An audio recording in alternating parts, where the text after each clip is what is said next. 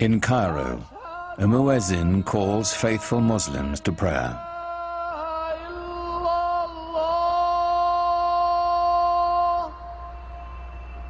It's the same call that sounds 5 times a day, every day, in cities across the world.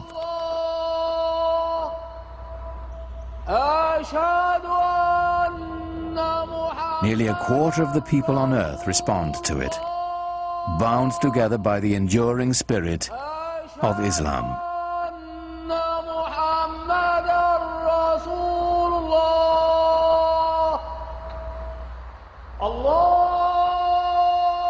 God is most great, the muezzin calls. I testify there is no other God but God. I testify Muhammad is the messenger of God. Come and pray. Come and flourish. God is most great. There is no God but God.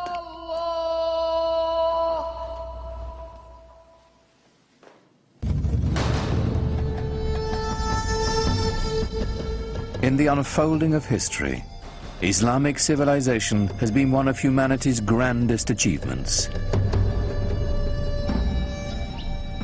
A worldwide power founded simply on faith.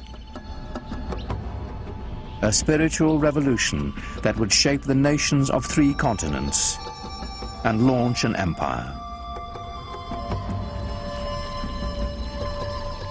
For the West, much of the history of Islam has been obscured behind a veil of fear and misunderstanding. Yet Islam's hidden history is deeply and surprisingly interwoven with Western civilization. It was Muslim scholars who reclaimed the ancient wisdom of the Greeks, while Europe languished in the Dark Ages.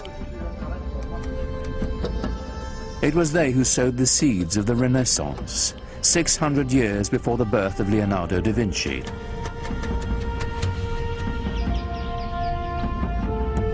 From the way we heal the sick, to the numerals we use for counting. Cultures across the globe have been shaped by Islamic civilization. But all this began with the life of a single, ordinary man, and the profound message he proclaimed would change the world forever. His name was Muhammad.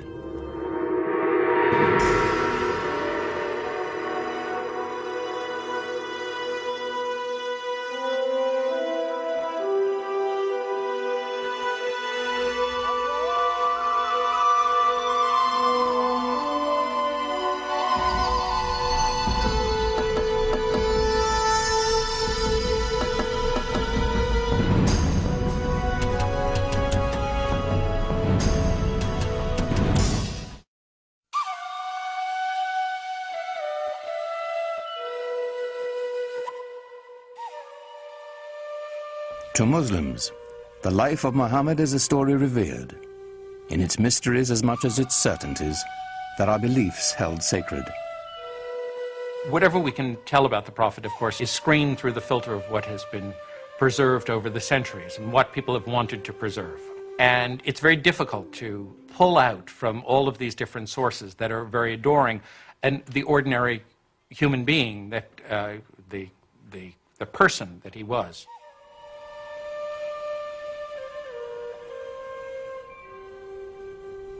We do know that Muhammad was born in or around 570 AD in the sun-blasted Arabian Peninsula,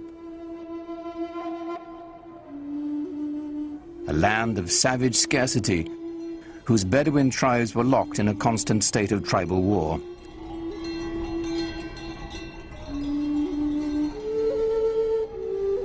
While still an infant, Muhammad's parents gave him his first taste of life in the desert. Muhammad was from a town, Mecca, but he was sent off to live with the Bedouin because the people, even in the town of Mecca, felt that the Bedouin were the holders of the deeper cultural Arab values. And the Bedouin view the townspeople as having lost their really authentic roots in Arab culture and the poetry and animal husbandry and all the things that they do so well. By the time Muhammad was 6, both of his parents had died, and he was taken under the protection of his uncle, chief of his clan. Being an outsider gave him a singular perspective. He'd been orphaned early and developed very early on a passionate sense of concern for those who are left out of society. To be orphaned in a tribal society where clan and family relationships are your keys to everything, success, status, honor, dignity, is to face what it really feels like to be marginalized. And that obviously had a very deep impression on him as a young man. In some ways, it was detrimental, of course, to grow up without parents, but in other ways, he was so adaptable. He had many parents, he had many fathers, he had many mothers, so it made him a child of everybody. Muhammad's clan, like Arabs all across the Arabian Peninsula, would share the stories that had been told and retold for generations. Pre-Islamic Arabian civilization was largely an oral culture, and was tremendous respect for and admiration for people who could express themselves orally, and especially those who could recite poetry almost at the drop of a hat. Some of the most important people in a tribe were the poets. As they sang of the glory of the tribe, they told the story of the tribe. To the Bedouin, the word had a mystical importance. Poets linked the tribe to its ancestors and celebrated values older than memory. Poetry was the sinew that bound the Bedouin together, celebrating their victories, lamenting their defeats.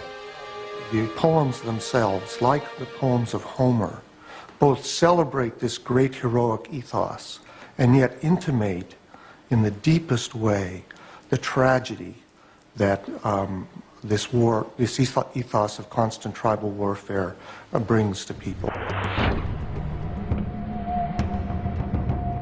Warfare and conflict were the grim realities of a dangerous time. Muhammad's uncle taught him the skills he'd need to survive in a world where even a prophet would wield a bow and arrow.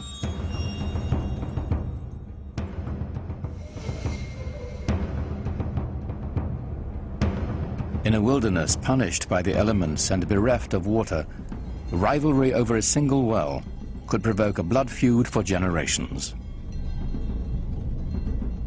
A real rivalry, real battles, and sometimes quite bloody. So the allegiance of individuals was to the family, immediately, and at a larger extent to the tribe. Without the tribe's protection, no one could endure. Scattered across the peninsula were countless factions, all embroiled in bitter struggles, each defending its precious grazing lands, trade routes, and most importantly, its wells. Well, you have to understand, and most of the lands are dry. And so water is something that everyone always considers precious. For those of us in climates that are more heavily watered, it's difficult to understand the depth and the centrality of the symbol of water in societies that are desert and in which it only rains once or twice a year, and in which a little water makes the difference between life and death.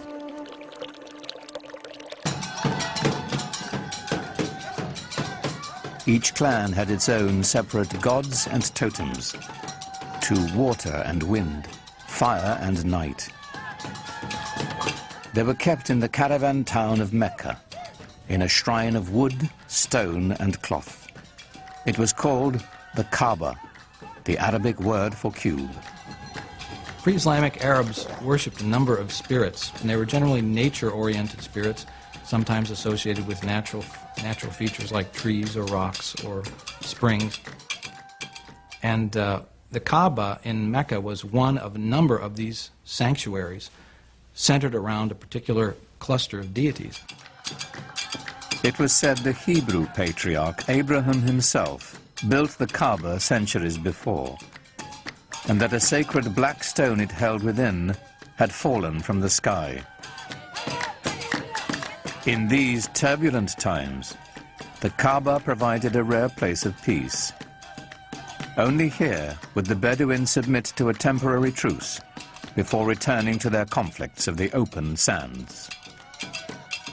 There was this one place in the middle, around the Kaaba, which was, from even pre-Islamic times, was a place of a sacred enclosure where all people had to put down their arms.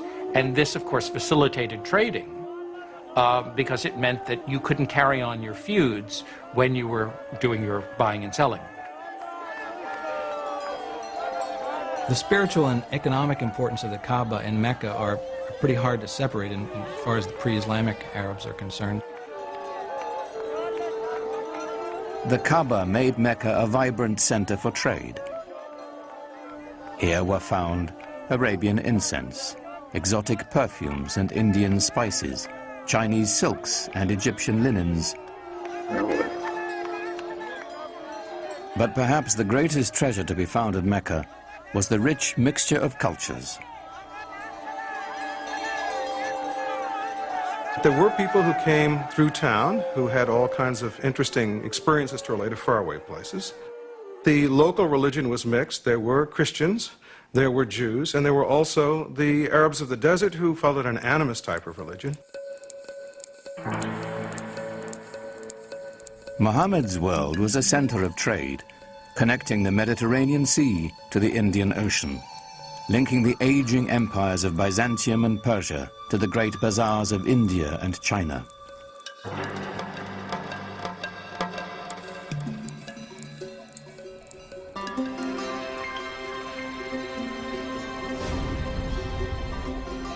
Muhammad became a merchant.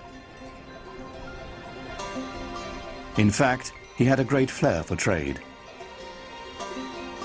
At the age of 25, while leading a caravan northward to Syria, his talents caught the eye of the shipment's owner, a wealthy widow named Khadija.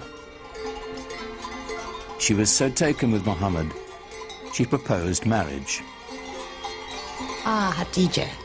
Well, I think she was a mentor as well as a wife, a very strong lady who had her own business, and Muhammad was helping her out. So it was a wonderful partnership, and I'm sure he learned a lot from her. He had a tremendous amount of contact with merchants coming from different parts of the world, passing through the Arabian Peninsula. I think he was a very intelligent man, very open-minded, and he was able to communicate with a great variety of peoples. He must have had great charisma as well. Muhammad had a way with people and with resolving their disputes. Once, when the Kaaba fell into disrepair, the clan chieftains quarreled over who would have the honor of putting the sacred black stone back where it belonged. Before violence could erupt, Muhammad proposed an equitable solution.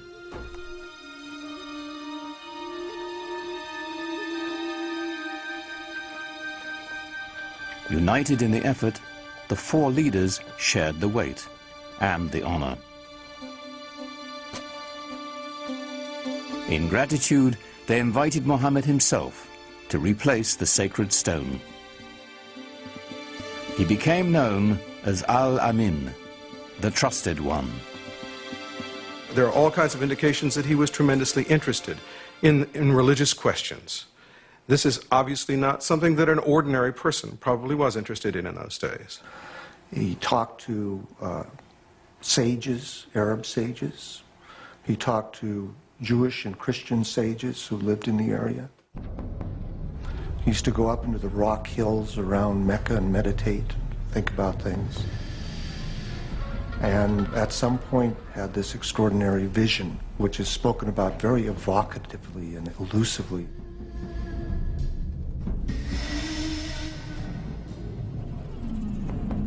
In a cave above Mecca, Muhammad had an experience that would be the defining moment of his life. An angel was said to appear before him in the form of a man, instructing him to recite in the name of God, the Almighty. For Muhammad, it was an encounter as profound as it was deeply disturbing. You get a sense of what it would be like to be a normal person in society, perhaps unusual in the sense of your intensity for things like social justice and finding out what the meaning of life is, but not being endowed with anything that would seem miraculous by your friends. And all of a sudden having this voice come to you and then come out of you as you speak it and recite it to other people. And that is the beginning of the prophetic career of Muhammad.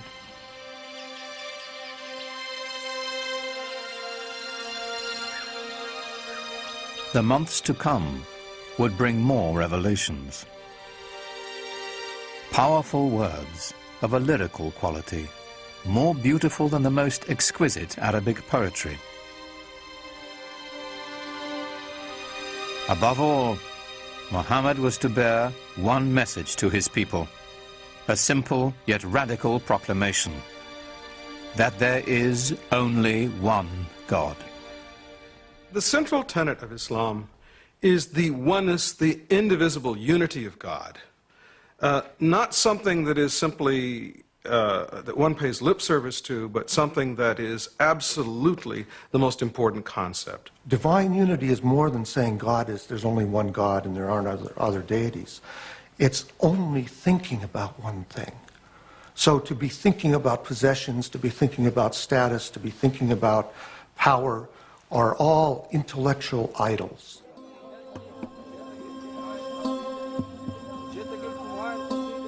The implications were staggering. One God meant one people. No more tribal divisions. To the poor and unprotected, the prospect was revolutionary. It seems to me that one of the most important things in his early teaching that isn't often talked about is the strong social justice message that he delivered. In Mecca of the time, there was an increasing separation between the haves and the have-nots. He insisted that this was not to be and that we should share the wealth, and it was this social justice message that I think that really got him a hearing among many of the folks. So coming with Islam, it was a new order, a new way of life. And it was a beautiful way of life because everybody was equal, black, white, men, women, children. So it had that type of universal appeal, which I think was the reason why Islam spread so rapidly. Many were moved by Muhammad's message as he began to speak out in the community. It had the suppleness and symbolic depth of the great pre-Islamic poems that had been created by this people and that had given this people in Arabia such an extraordinary ear for verbal expression, where verbal expression was the commanding cultural force. Some people called him a poet, and there's a Quranic surah basically saying, Muhammad is not a poet. Poets speak through desire. This is not the voice of desire, this is the voice of God. Muhammad's following began to grow. They called themselves Muslims, for those who surrender to God. They set out to preserve the message Muhammad had brought. This was the beginning of the Quran. The Quran was revealed orally. But very soon people realized that it had to be written down in order to make sure that it wasn't corrupted and that the original message was maintained. And from a very early date, and it's very unclear when that date was, because no early manuscripts of the Quran survive, people began copying it down. The Quran is a revelation of spiritual teaching, of both ethical and social guidance. It was revealed and remains in Arabic. What's so extraordinary about the Quran is its naturalness, so that it can say the most powerful cosmic things with a sense of intimacy, so that power and tenderness come together constantly in the Quranic language. With words alone, the Quran delivers its vision to the faithful. Its imagery conjures a picture of the afterlife that resonates with all the power of traditional Bedouin poetry. Imagine yourself in the desert, surrounded by dust, by the glare of the sun. You wear cloaks to cover your body because the wind will just sear your skin right off your face. And you walk into an oasis. The temperature drops dramatically. There's a quiet there. The wind is no longer howling.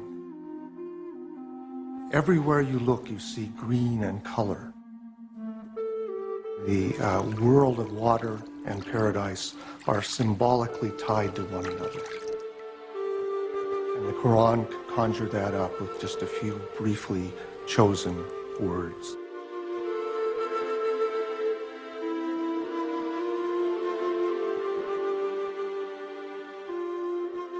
Yet for all the imagery of paradise in the Quran, there was no easy description of God. The mystery would remain.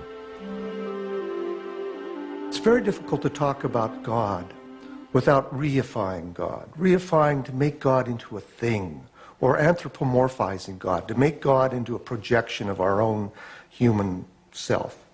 And that's why Muslims don't like sculpture, for example, traditionally, because they believe that there's that danger. And the Quran avoids that by constantly shifting the pronouns, so we can't really reify God and get an image, a physical image of God.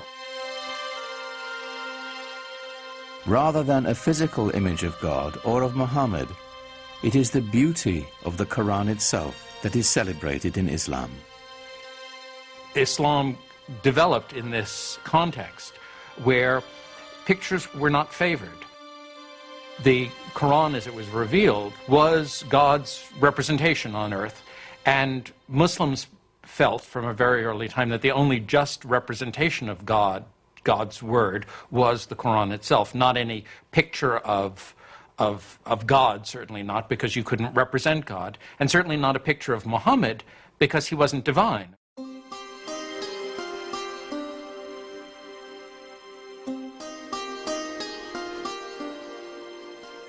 At certain times and places, people did make images of the Prophet Muhammad, but these are not religious images. These are not images meant to be worshipped. They're not images of a saint or of God. They are images of Muhammad as a historical figure.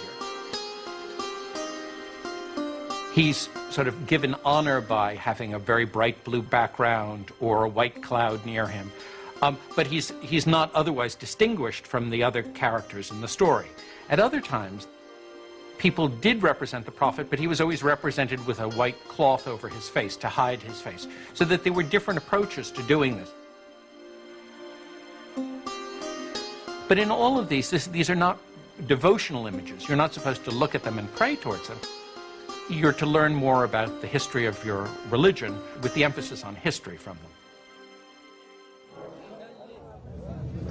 As Muhammad's community grew, so did the opposition. People, of course, were skeptical and said, look, if you're a prophet, where's your miracle? And the prophets in the Quran, Moses had miracles, Jesus had miracles. Where's your miracle?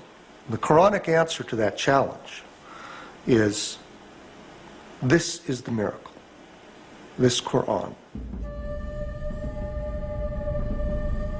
But that wasn't miracle enough for the people who defined themselves by the gods of their ancestors and the totems of their tribe. Their doubts increased. The idea of life after death appalled them. So the Quran presents people as really being skeptical.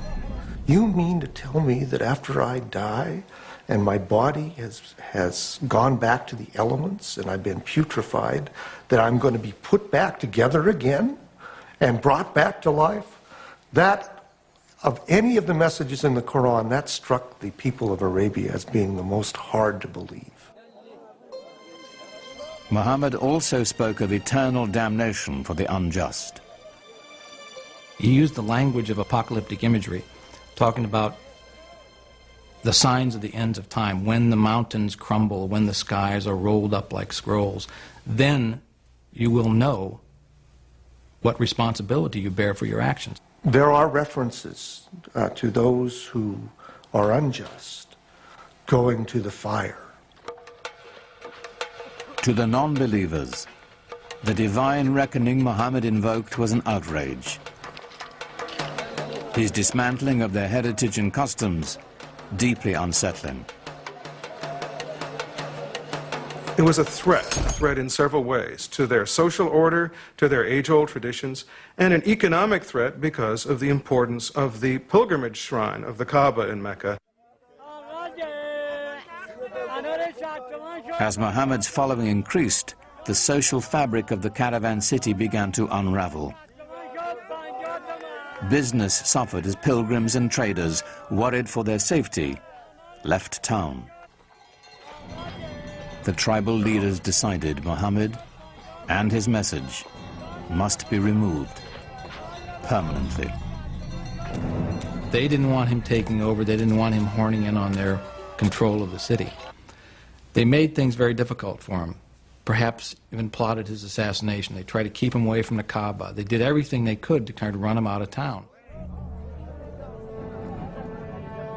They demanded that Muhammad's uncle remove his clan's protection from the Prophet, which would clear the way for his murder without the threat of retribution. But his uncle refused. The battle lines were drawn. Nothing short of tribal war would settle the conflict now. Muhammad is clearly asked to do extraordinary things, to tell the Bedouin to give up many of their notions of multiple gods, to give up their attachment to their ancestors and their tribal warfare in the way they had, things that could and did make him the object of scorn, persecution, and an attack.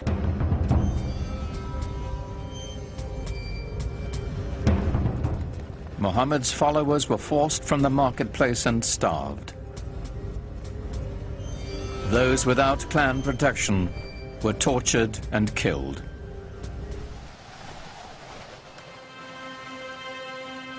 In 619 AD, Muhammad's wife, Khadija, died, and his uncle as well.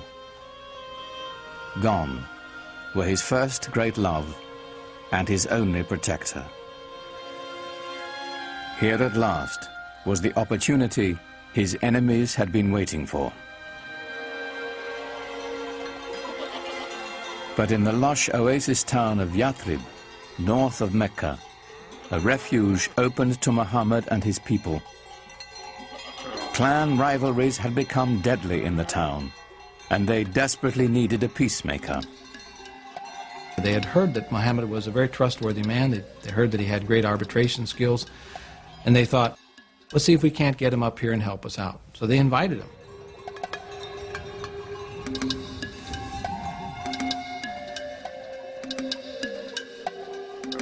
Muhammad agreed to travel to Yathrib and settle their disputes in exchange for a safe refuge for his people.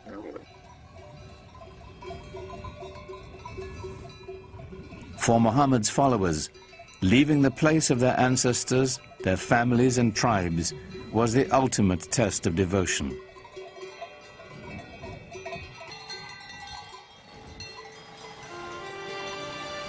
In doing so, they began a new community, a new tribe. For the first time, they were bound together not by blood, but by faith.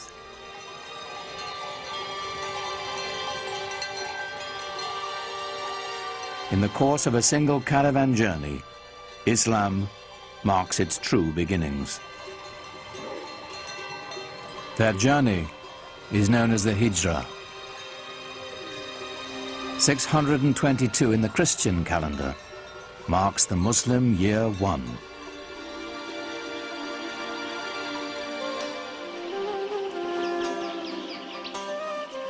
Muhammad's goal among the people of Yathrib was the same as his larger mission, to bring unity and peace with his message.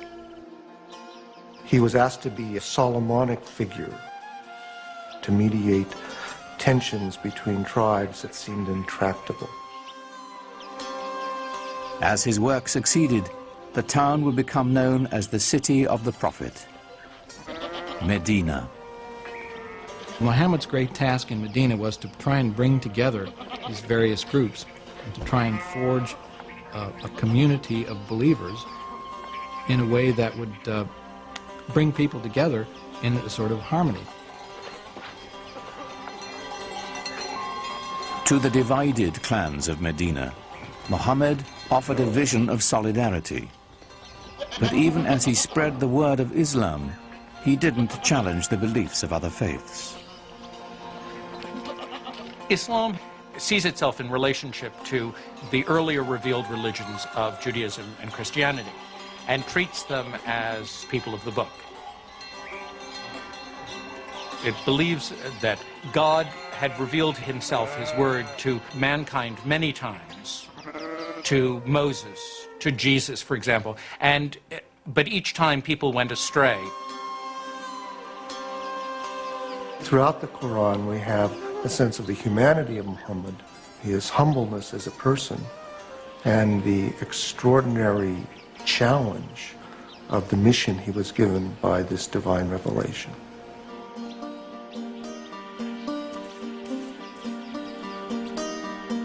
As the Muslim community grew in Medina, a life of simple devotion and ritual developed. A freed Abyssinian slave named Bilal was the first to call believers to prayer at Muhammad's house. Allahu Akbar! Allahu Akbar! It was the first mosque. Allahu Akbar! Allahu Akbar! Ashhadu an la ilaha illallah. The call to prayer has within it the first Islamic pillar, which is the affirmation of God's unity.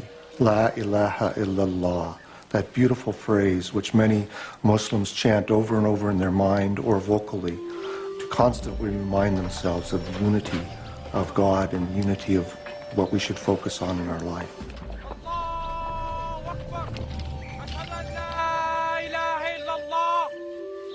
أشهد أن لا إله إلا الله أشهد أن محمدا رسول الله.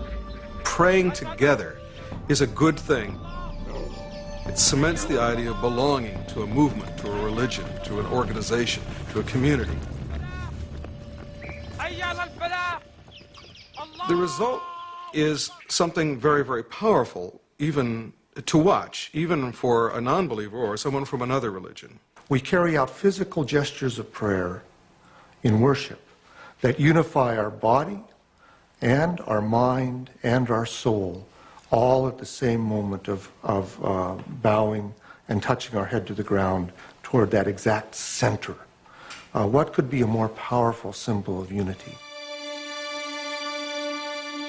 It's said that while he was in Medina, Muhammad received a revelation instructing those in prayer to face in the direction of the Kaaba in Mecca. Though filled with pagan idols, it was still the shrine of Abraham, the first believer in the one true God.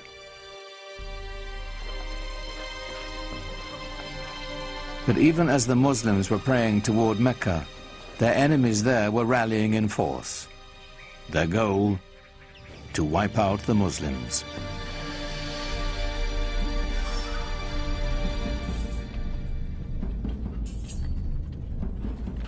Muhammad's people began to gather arms.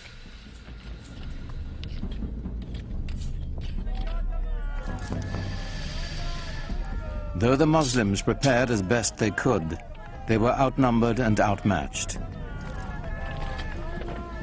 They mustered a force of only 313, mostly old men and boys, with few weapons. While the approaching Meccans were heavily armed and 1,000 strong.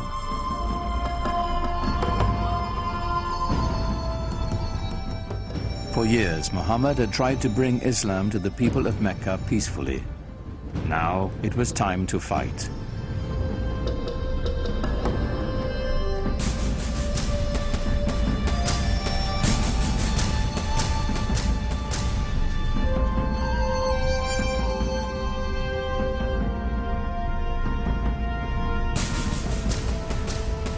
The Muslims faced their own tribes, brother fighting brother, son against father. Yet they came armed with a powerful weapon, a passionate belief in their faith. Muhammad's troops fought with every confidence that God's will was guiding them.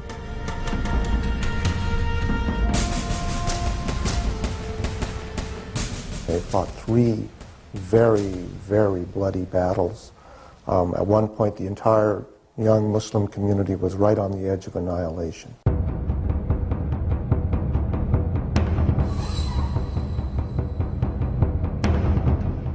For 3 years, the Muslim army held out against staggering odds.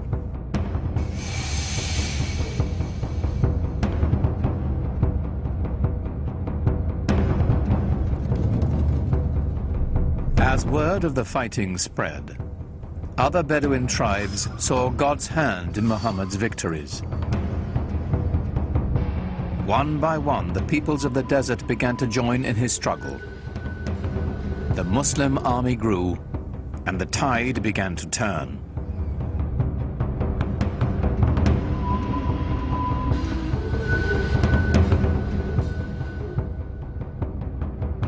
The Muslim forces advanced to the outskirts of Mecca.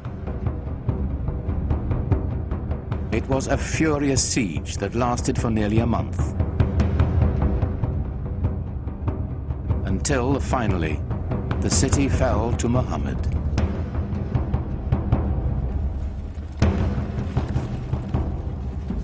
In 630 AD, the terrified people of Mecca braced for the onslaught.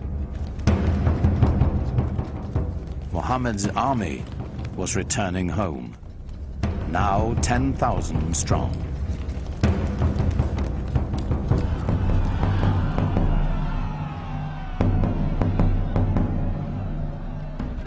The vanquished knew the terrible fate that awaited them. According to the modes of tribal warfare, the Meccans could expect a big revenge.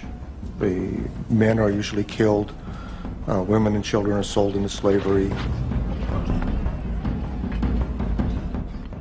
There's little pity for the loser in a tribal war. Of course, that's standard around the world.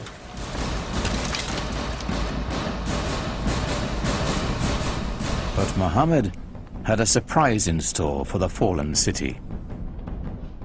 When Muhammad came into Mecca, and not only did not carry out a bloody revenge, but actually embraced the very Meccans who had fought him for 3 years and attempted to annihilate him, it was very shocking to the people in his milieu.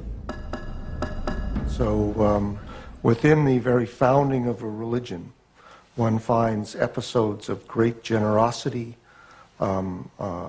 often extraordinary acts of kindness and mercy. But not all of Mecca escaped Muhammad's wrath. Flush with victory, his troops marched straight to the Kaaba. 7 times they circled the shrine, as those who had come to seek its protection appealed to their idols. But it was not the pagan people Muhammad had come to destroy. It was their gods. He raised his staff, and the tribal gods of his ancestors smashed into dust. When Muhammad entered Mecca and entered the shrine and destroyed the idols in the shrine, this is of great cultural and symbolic importance in Islam. By breaking the idols, he was breaking apart the tribal system in which each tribe really had its own independent deity. This was shocking to the Bedouin. This was saying the gods of our fathers are being destroyed. In some sense, you're saying that our fathers themselves were deluded. How can you say this in a tradition in which relationships to one's father and tribe were primary? So this act of iconoclasm then is seen as an act of prophetic violence that has just as much importance in Islamic tradition as Moses' breaking of the tablets when he saw the idolatry at Mount Sinai, or Jesus' casting the money sellers out of the temple.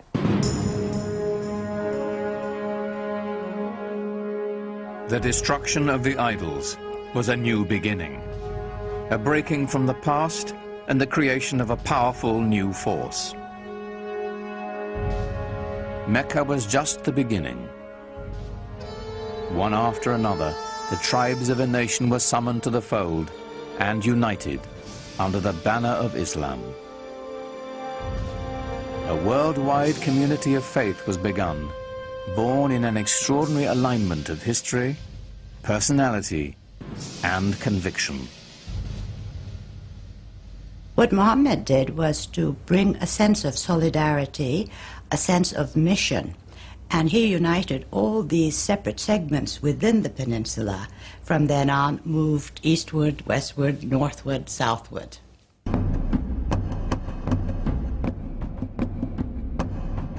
The Muslims turned to the north, swept into present-day Lebanon and Syria.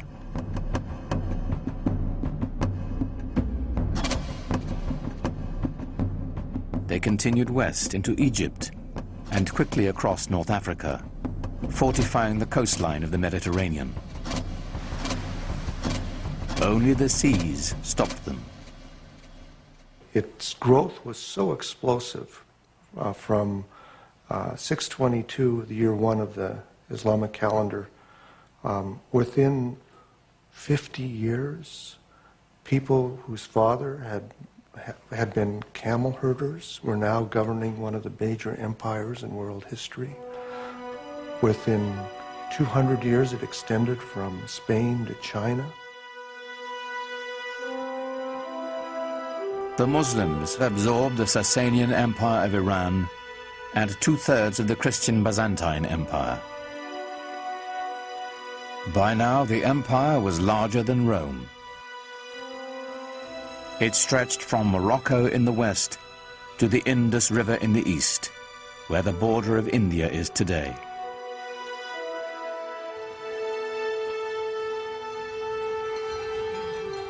How had it happened that so small an army could conquer an area so large, so fast, so easily? Islam's success in expanding into the central Middle East and across North Africa was due in large part because people were fed up with previous regimes. So the idea that Muslims were going across the world saying convert or die is really not accurate, not at all. That they didn't have a heavy hand. They didn't rule with a heavy hand. They allowed the conquered peoples to maintain their administrative structures. They allowed the Christians and the Jews to maintain their religious law and to be governed by them. And so in many cases, conquered peoples did not feel the presence of the new regime very heavily. Certainly for individuals who felt themselves exploited or downtrodden by an oppressive and even sometimes parasitic priesthood, the idea of Islam being a religion essentially free from clergy must have seemed very attractive. It's the times that creates the movement and sometimes the men. The Roman Empire had collapsed, the Byzantine Empire wasn't strong enough. There was a need for a new vision, a new way of looking into life. And I think what happened at that time, Muhammad's mission, filled the void that the societies wanted. They really wanted some sort of solidarity in their lives. The lessons of the Quran, so successful for the Muslims in Medina and Mecca, were playing out on a global scale.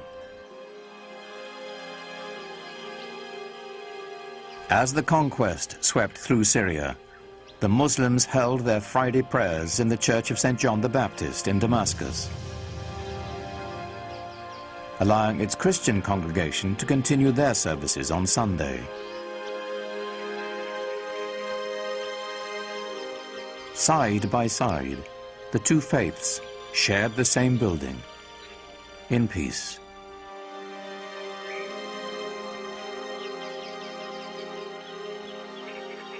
As the Muslim community grew, they bought the old church from the Christian congregation and built a huge mosque on the site.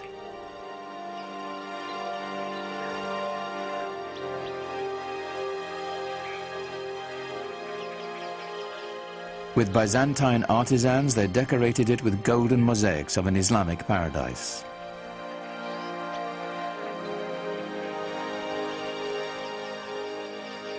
The Great Mosque of Damascus would become a model for new mosques to come, all across the empire.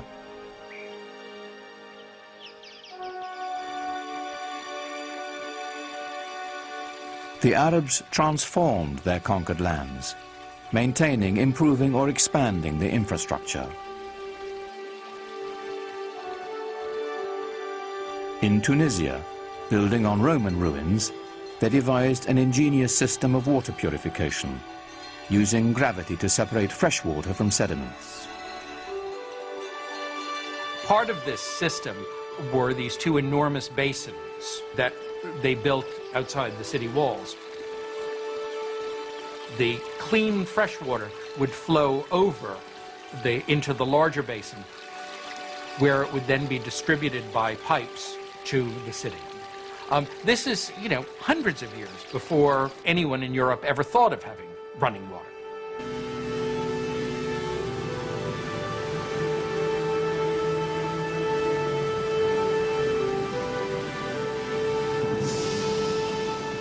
All over you find schemes for bringing water from the mountains where there was more water to the plains where there might be less water.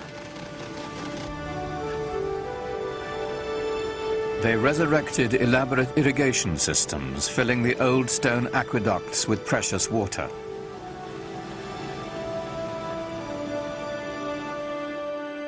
Agriculture flourished as life-giving staples like wheat were introduced to the Mediterranean region.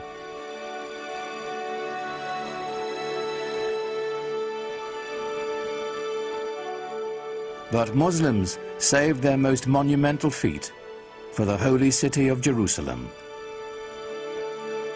Islam's first great work of art is the Dome of the Rock. It was built in a city that was holy to Christians and Jews, and it's spectacular. Like Mecca and the Kaaba, the significance of this holy site goes back to Abraham, for the rock within is said to be the place he nearly sacrificed his son. It was built to rival the nearby Church of the Holy Sepulchre, where Jesus was said to have been buried. What's extraordinary about the Dome of the Rock is how perfect it is. People revered this site as some place that was holy to Abraham and to Isaac. Imagine, if you will, these new guys coming in and taking over this piece of prime real estate and building a new building for a new religion that sits on top of a mountain and sparkles and glitters in the sunlight for everyone to see. This is not something that a fly-by-night. This is something big and important. Islam has come to stay. In just 100 years, Muhammad's vision had transformed the spiritual and political map of the world, and his followers had established an empire larger than Rome.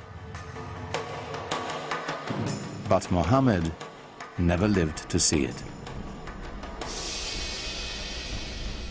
In the 11th year of the Islamic calendar, 632 AD, only 2 years after the taking of Mecca, Muhammad died.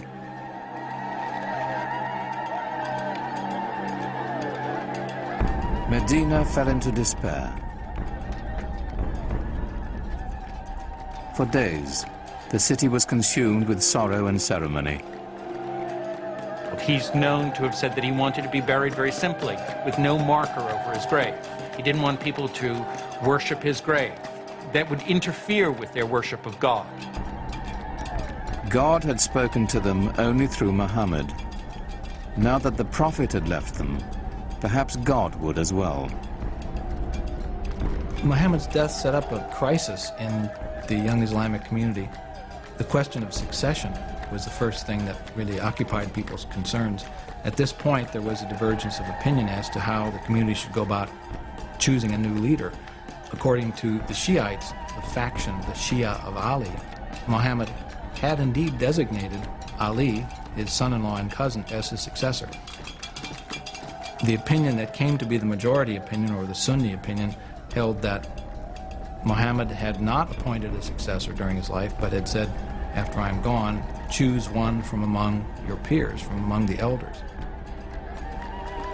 And from the house there came out the man who would be his successor, Abu Bakr. And he addressed the people and said, if you worship Muhammad, know that he is dead. If you worship God, know that he lives forever. Here was the secret to Islam's strength and profound influence. The unifying power of one God, merciful and compassionate, the power of one people, bound by a common faith. Muhammad did not lead the conquest or create the empire to come. The transforming power of his message did. Out of that message would spring a font of knowledge that would transform humanity, as Islam continued to spread its reach far and wide. Awaiting the Muslims would be a new age. They would be destined for enlightenment, for new horizons, and a clash of great powers, the like of which the world had never seen.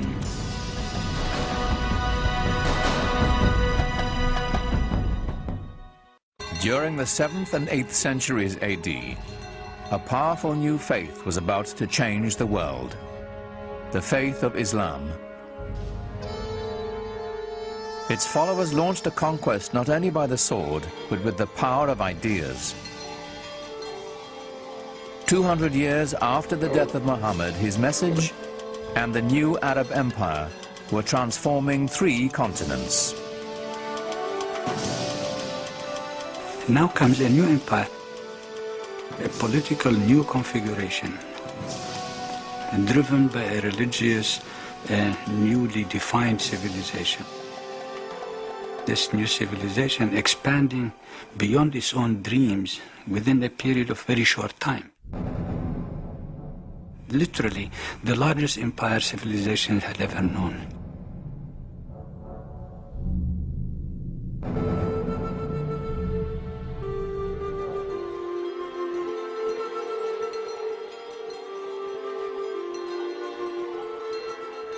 The Arabic word for conquest, fatu, literally means openings.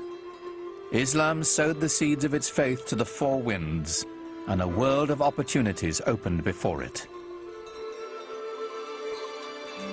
But the vast empire's spiritual core remained at its birthplace, the holy city of Mecca.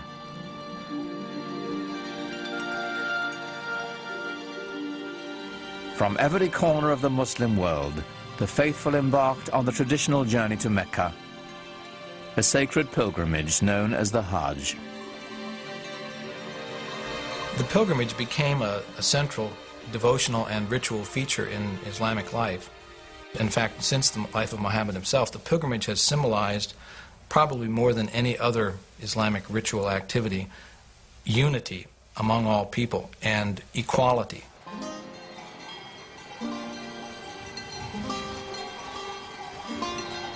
The Hajj set humanity in motion. For the first time since the reign of Alexander the Great, cultures and caravans now flowed freely. Borders closed for 1,000 years opened. Both ideas and goods went back and forth over incredible distances. Since every Muslim is enjoined once in his life to visit Mecca, it means that there were caravans carrying goods and pilgrims and ideas and people. And they all met together in Mecca once a year, and then things would radiate back home. So if there was an invention that was discovered in Samarkand, it could be within the year that it would be known in Cordova. Where pilgrims trod, traders soon followed. Muhammad himself had been a man of commerce, and now the spread of his message brought with it the spread of trade and the Islamic way of life. Trade was incredibly important in the Islamic world simply because of its geographical position. It was, and still is, between West, what we call the West, and what people always called the East. So it was a natural land bridge connecting China to Europe.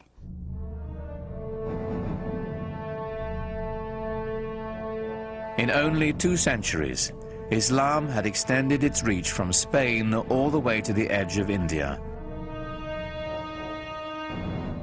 It took nearly a year to travel from one end of the Arab Empire to the other. At its heart was a fabled city of wealth. It was called Baghdad.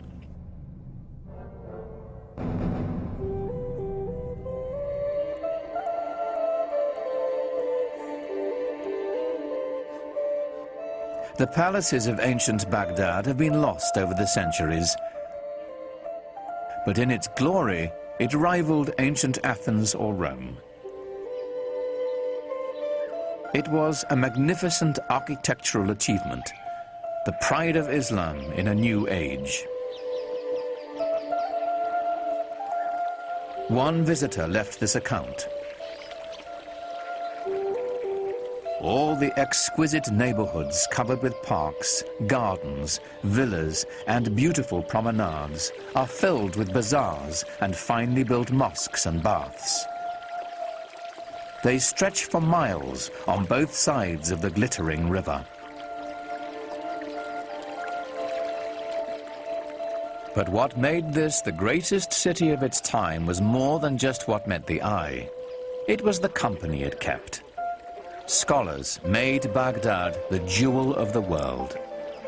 Certainly from the 8th century on, Baghdad was the center of learning in the Islamic world, and all major innovations either came from Baghdad or quickly came to Baghdad because the best people came to Baghdad, the best thinkers, the best philosophers, the best artists. They came in search of answers to pragmatic questions. The empire's meteoric growth had left its new leaders overwhelmed. They had staggering engineering and logistical problems to contend with. Solving them would take the greatest minds of the day. Under the new empire now, you are responsible for public hygiene, you are responsible for the marketplace, you are responsible for goods being sold in the marketplace. All of those require some basic elementary sciences.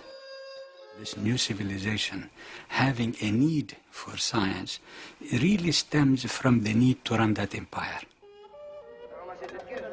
The best minds rose to the call. The finest were welcomed at a center of scholarship, Baghdad's renowned House of Wisdom. It was a magnet for scholars and intellectuals who came and worked in the academies. There were public libraries associated with the palace, and scholars came from all over the empire. And there were scholars from Iran, there were scholars from Byzantium who came. Some were Christians, some were Muslims, some were Jews. And all of these different sort of threads of human knowledge came together in the city of Baghdad. So the net effect of this is that you've got human individuals from radically different cultural traditions being thrown into the same crucible. The challenge that greeted these scholars was daunting. The great works of the ancients had to be transformed into a wholly new body of knowledge.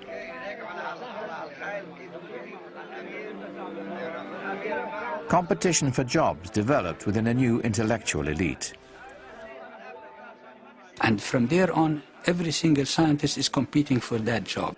They were competing among themselves almost just in the same way that modern bureaucrats and modern academicians will fight among themselves. Scholars were dispatched across the empire to locate as many ancient texts as possible. The first international scientific venture in history. Unlike their Christian counterparts, Muslim thinkers saw no insurmountable contradiction between their faith and the laws governing the natural world.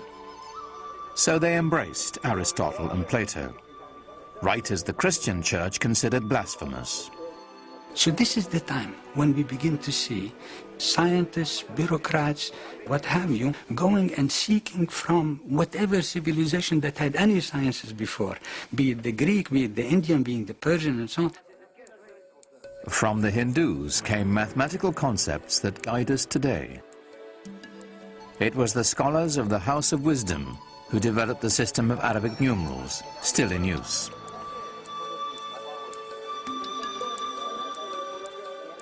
It is they who translated and transformed the writings of the Greeks and made a gift of them to the modern Western world.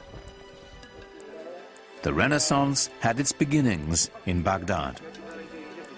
They managed to assimilate quite a lot of the rich legacy of the Hellenistic world, translated into Arabic initially, which was then made available to all other participants in the new Islamic civilization. Arabic emerges as the language of learning throughout the region. This is a very significant development in human intellectual history. Having amassed the knowledge, the Muslims now began to challenge it. This was perhaps their most important contribution. The scientific process was born. They wanted to know why a very intelligent Greek scientist, whose text they were just admiring and they were verifying it, why would he make a mistake in the first place? So they began to dig, was it because he didn't have the right instruments, or is it because he didn't have the right methodology to use the instruments for the verifications of observation? It is this spirit. You see, the spirit of questioning, the spirit of saying that we have to build science constantly on a systematic, consistent basis where we make a physical proposition of how the universe ought to be run, and the mathematical representation of that physical universe ought to match. Now you begin to have what I call the birth of the new Islamic science. Algebra and trigonometry, engineering and astronomy, countless disciplines integral to our lives today trace their roots to Islamic scientists. More surprising, perhaps, were their innovations in medicine.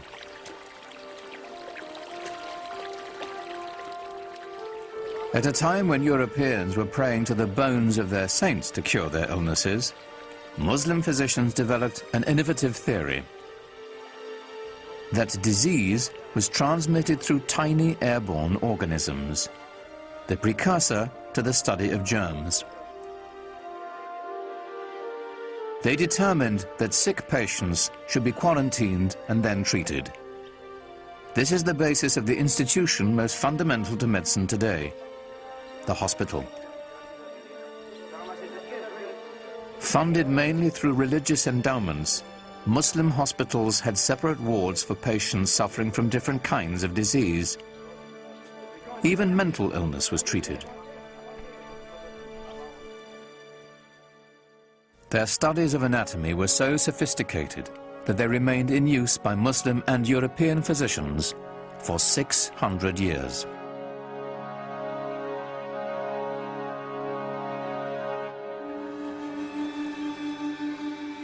Muslim scientists were especially intrigued by light, lenses, and the physiology of the human eye. The father of optics was a Muslim named Ibn al-Haytham. His work with lenses eventually led to the invention of the modern camera. He produced the first treatise that ventured to explain how the eye actually sees.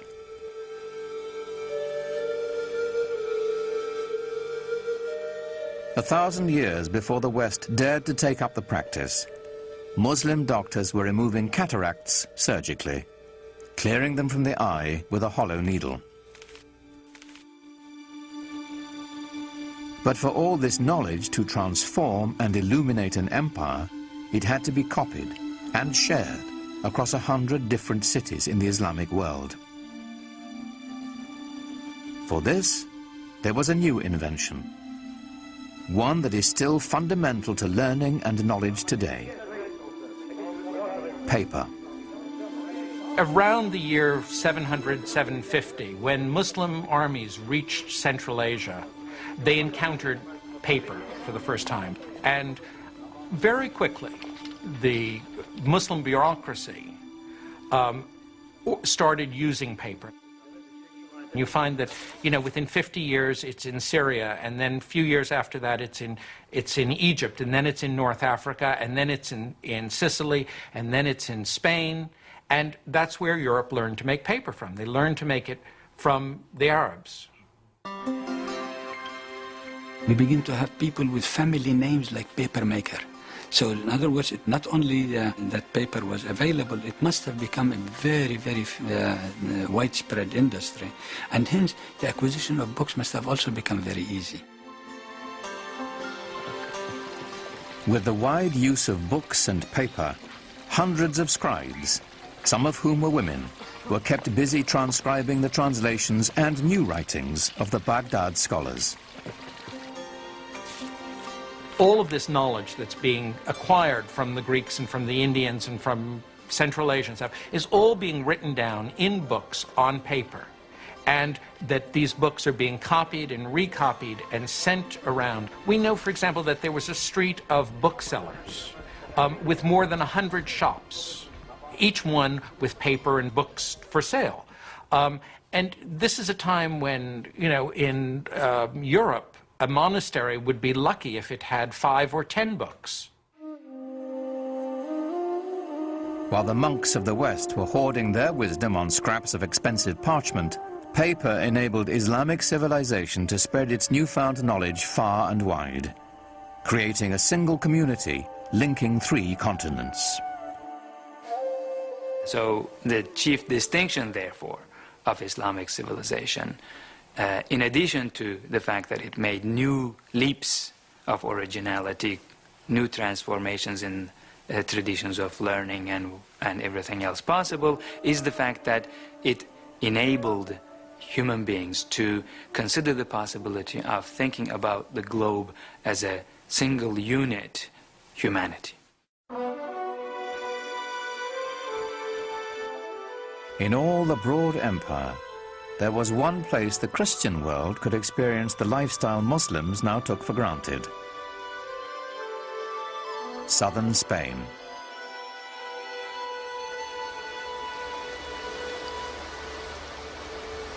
Here, on the European continent itself, Islamic culture would begin to have an effect on the European civilization around it.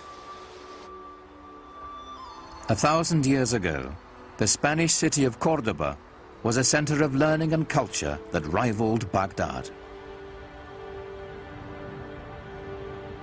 Today, Cordoba's narrow lanes hearken to its medieval past. During the Dark Ages, this was the most prosperous and sophisticated metropolis on the continent. It had streetlights and paved roads, libraries, hospitals and palaces. This was a city of light, a Muslim city. The city of Cordoba in the 9th and 10th centuries was one of the biggest and most exciting in Europe. We have descriptions of it by people coming and saying, all these flowers everywhere, this open streets, this wonderful light coming down. Northern cities were dark. Cordoba had running water. People lived in big houses. In contrast, in Paris, people lived in shacks by the side of the river.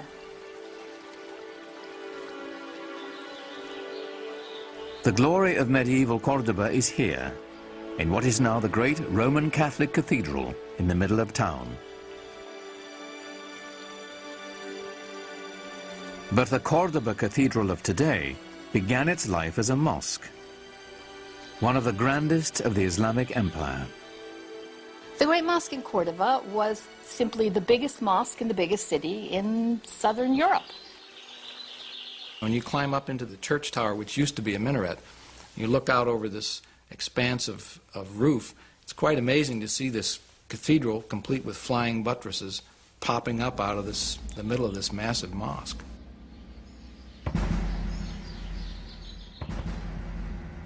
Many people came to visit it to view the wonders of the mosque, which had rib vaulting, the kind of vaulting which is like this, and which 100 years later, by a mere coincidence you might think, but not at all a coincidence, appears in the Gothic cathedrals of Northern Europe, in Lincoln Cathedral, in Chartres Cathedral in France. Where does that come from? Obviously influenced by the great Mosque of Cordoba in the south of Spain. For the occasional European Christian traveler, Cordoba was their one opportunity to glimpse the Islamic world. What they saw was shocking. Most of Europe at that time languished in poverty and squalor. Cordoba was a pageant of prosperity and enlightenment. In the 10th century, there was a Saxon nun with the unpronounceable name of Hrotswitha, who called medieval Cordoba the ornament of the world. She was very taken with the place, and there you are, she's a Christian nun.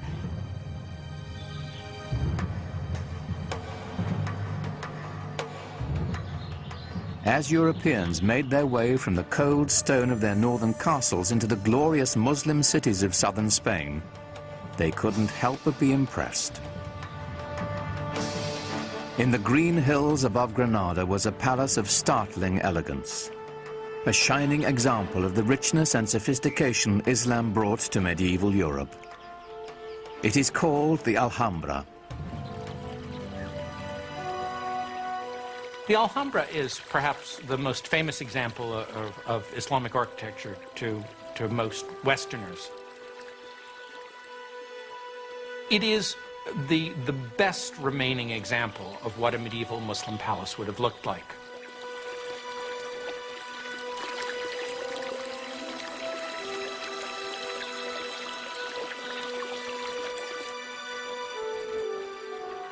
Echoed in the finely carved geometric plasterwork and marble pillars is a vanished lifestyle of extraordinary luxury.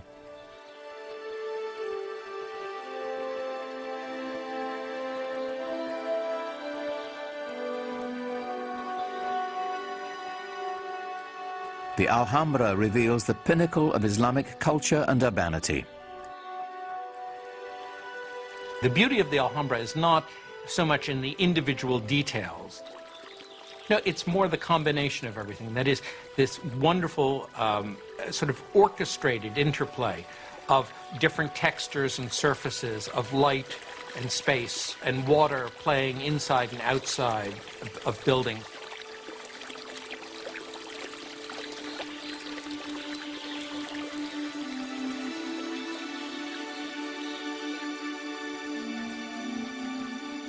It's almost like a symphony of different elements that are very carefully brought together to provide exquisite enjoyment.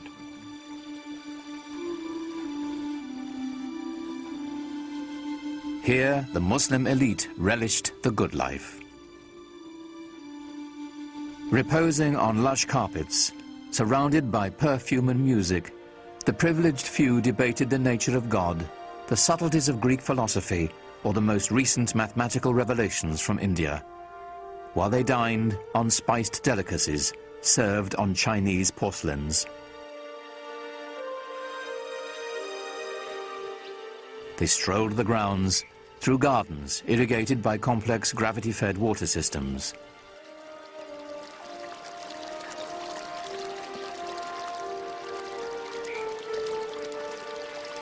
How far Muhammad's followers had come from the life of desert nomads. How distant they felt from the rest of the European continent they now shared. Christian Europe, due north, was struggling on through the Dark Ages.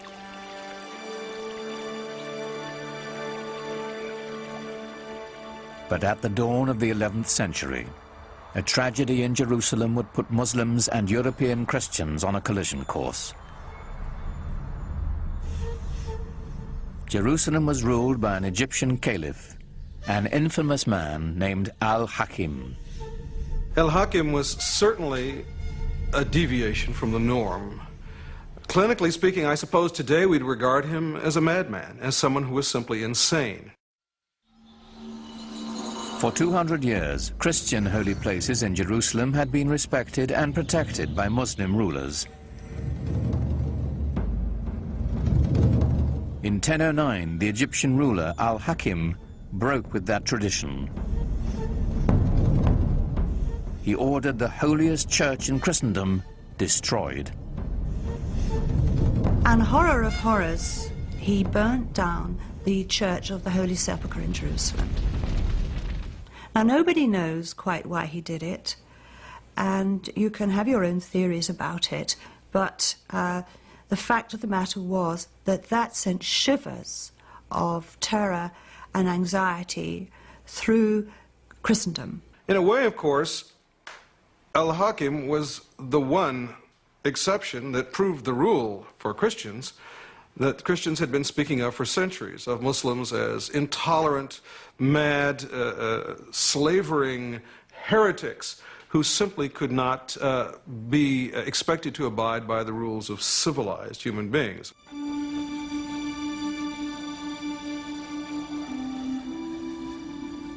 The fact that Al-Hakim's successor rebuilt the Church of the Holy Sepulchre, it was done by 1048 with Byzantine help, didn't cut any ice. There was this perception now that things were not going well in the Holy Land. In Europe, anti-Muslim sentiment simmered. By 1095, it reached the boiling point. Pope Urban II spent most of that year traveling through France, imploring his feudal lords to unite in a campaign of bloodshed.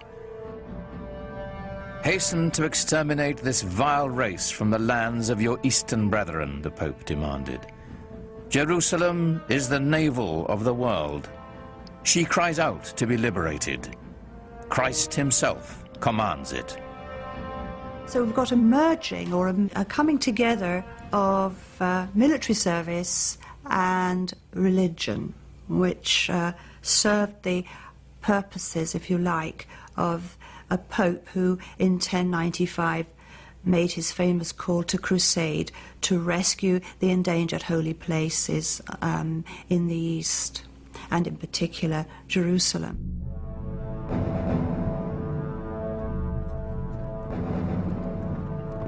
In 1097, Muslim shepherds in Syria caught their first glimpse of a sight that would soon strike terror throughout the Holy Land.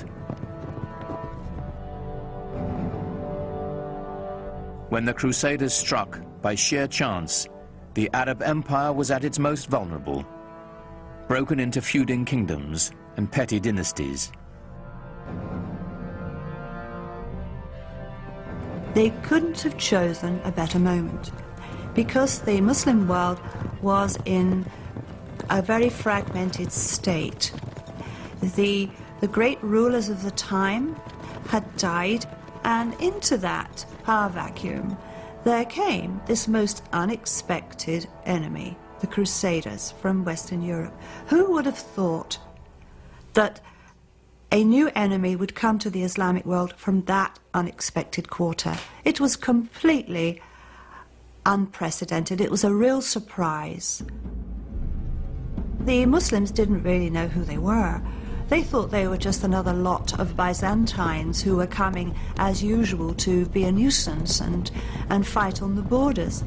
They had no idea that there was this extraordinary surge of religious fervor and fanaticism coming from Western Europe, and that the aim of this group was Jerusalem.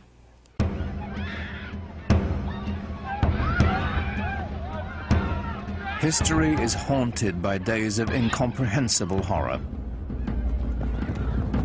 Few are darker than July 15th, 1099, when the Crusaders entered Jerusalem.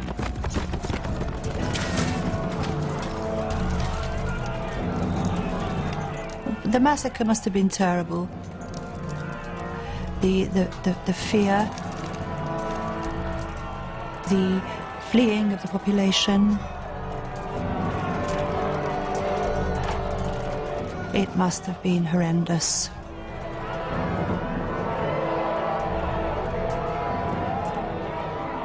From a letter to the Pope from the Crusaders. If you want to know what was done to the enemies we found in the city, know this. Our men rode in the blood of the Saracens up to the knees of their horses. They saw the holy city and they were in a state of exultation. And perhaps that's why, when they flooded through the gates of the city, that they were fired up with fanaticism and zeal, and that's why there was this terrible massacre in the name of Christendom. It was a blot on the name of Christendom in the Muslim view, and justifiably so. Even Christians weren't spared. At the Church of the Holy Sepulchre, dozens of worshippers from Eastern sects were massacred. To the Crusaders, they were nothing more than foreigners. The Christian chronicles record the carnage. The Saracens, who were still alive, dragged the dead ones out and made huge piles of them. Such a slaughter of pagans no one has ever seen or heard of. The pyres they made were like pyramids. They shocked the Muslim world when they came. There are a number of extremely moving lamentations in poetry which date from that period. And the Arab poets of the time talk about the feelings of anguish and terror which the Crusaders, or the Franks as they're called in the Arab sources, caused the local people, the old women, the young girls, those who are cloistered away in their houses are trembling with fear. The whole imagery is that of the rape of their land and the terrible impurities caused by these barbarian infidels coming into their sacred space. We have mingled blood with flowing tears, and there is no room left in us for pity. To shed tears is man's worst weapon when the swords stir up the embers of war. When blood has been spilt, when sweet girls must hide their lovely faces in their hands for shame.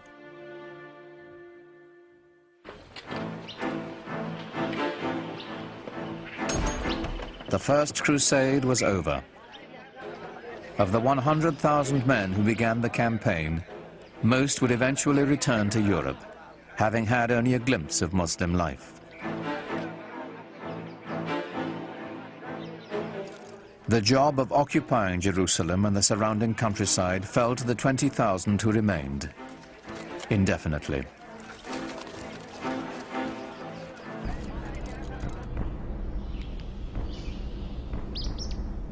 To secure their occupation, the intruders did here what they had done in Europe. They built castles.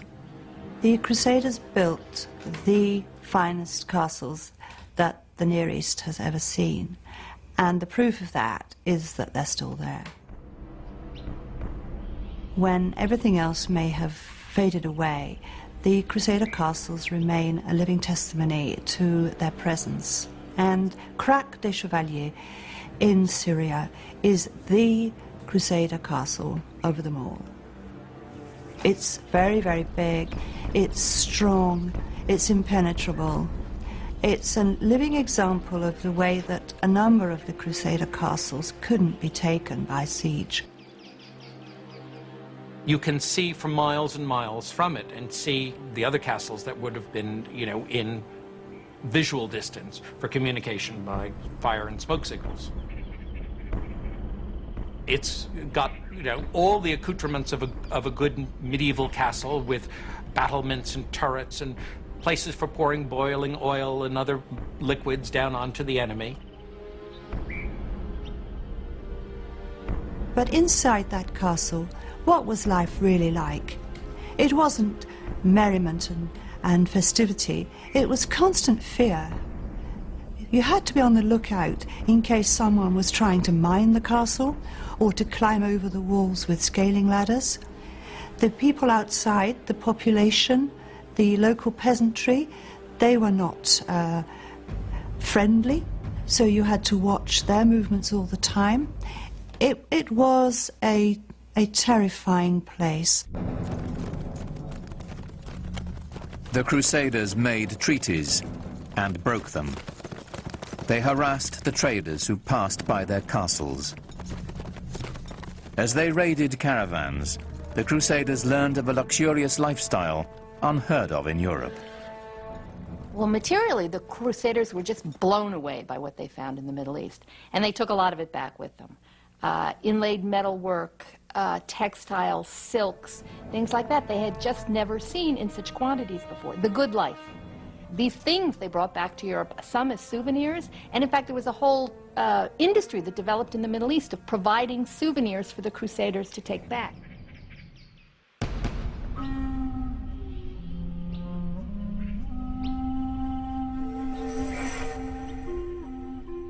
It is perhaps a Western bias to imagine the Crusaders were a decisive force in world events, devastating to the Islamic culture and trade.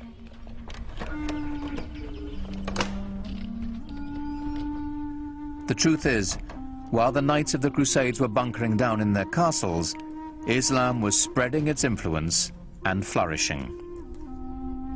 Muhammad's message rang out as clear and strong as it ever had. Allahu Akbar! Allahu Akbar! Ashhadu an la... Mosques were now on every horizon. They welcomed traders. They housed schools and hospitals. Through Islamic architecture, literature and music, a vibrant culture was emerging in celebration of a singular faith. أعوذ بالله من الشيطان الرجيم بسم الله الرحمن الرحيم إنا أنزلناه في ليلة القدر وما أدراك ما ليلة القدر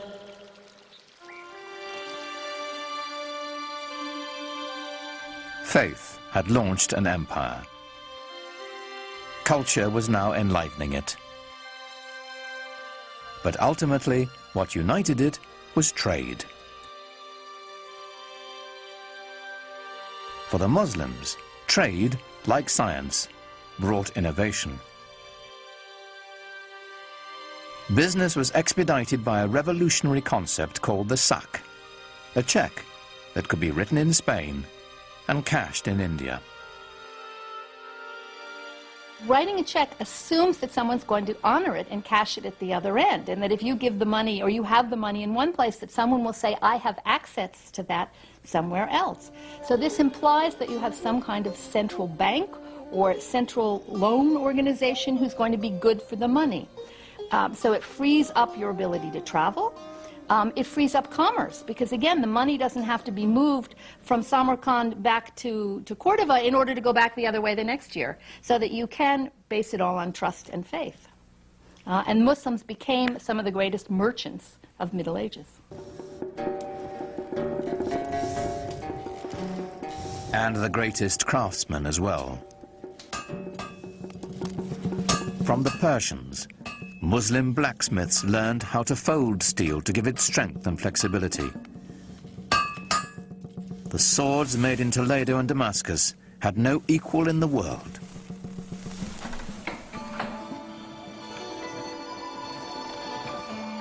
But the economic backbone of Islam's expanding wealth was textiles. The demand for the products of Muslim looms was enormous, for cashmere, cotton and silk. Textiles were simply the gas and steel industry of medieval times, because you have to think of textiles not only as growing the plants, but making all the dyes, and it was the dyes that were particularly expensive and imported the farthest. And then you need all the fixtures and mordants and equipment for looms, and then you need to transport these textiles. So collectively, the industry of making and transporting textiles was the mainstay of the economy.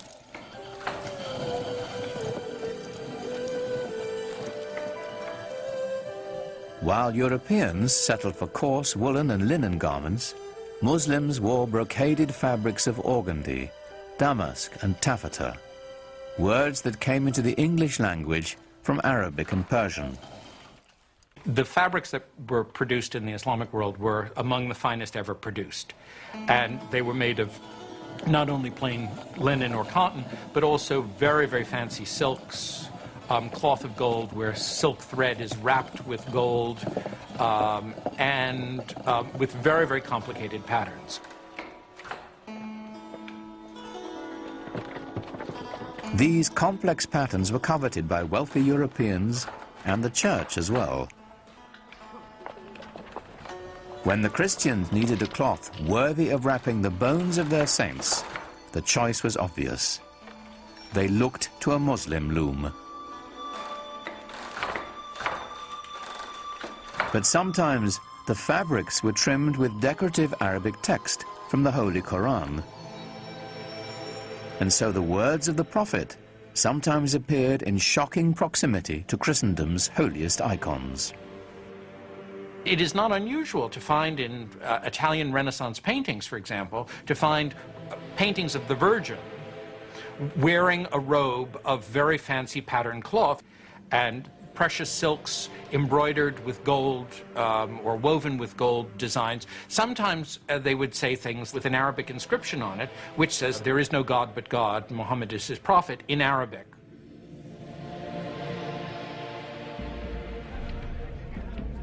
After almost 100 years of broken treaties and sporadic fighting, the Muslims reached a turning point in their struggles against the Crusaders.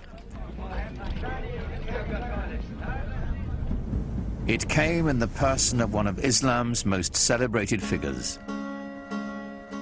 His name was Salah ud-Din, but the West would remember him and come to revere him as Saladin.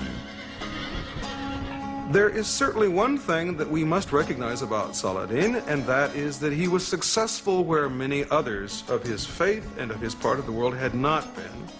That he possessed one unusual feature, in addition to his intelligence and his robust physical strength. He certainly seems to have been a great inspirer of his military followers. In 1187, Saladin amassed an army of 12,000 mounted warriors and lured the Crusaders out of Jerusalem onto a plain between two hills called the Horns of Hattin.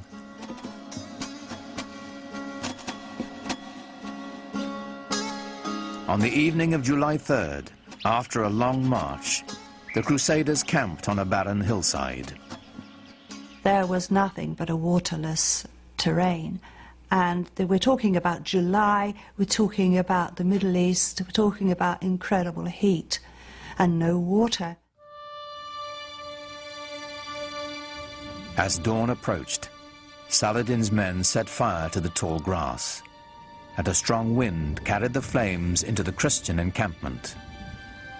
And very soon they found themselves surrounded, as in the Muslim tactic, by their enemy.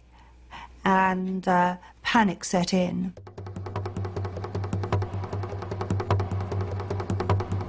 The flames bore down on them, and the heat became intense, Saladin's secretary wrote.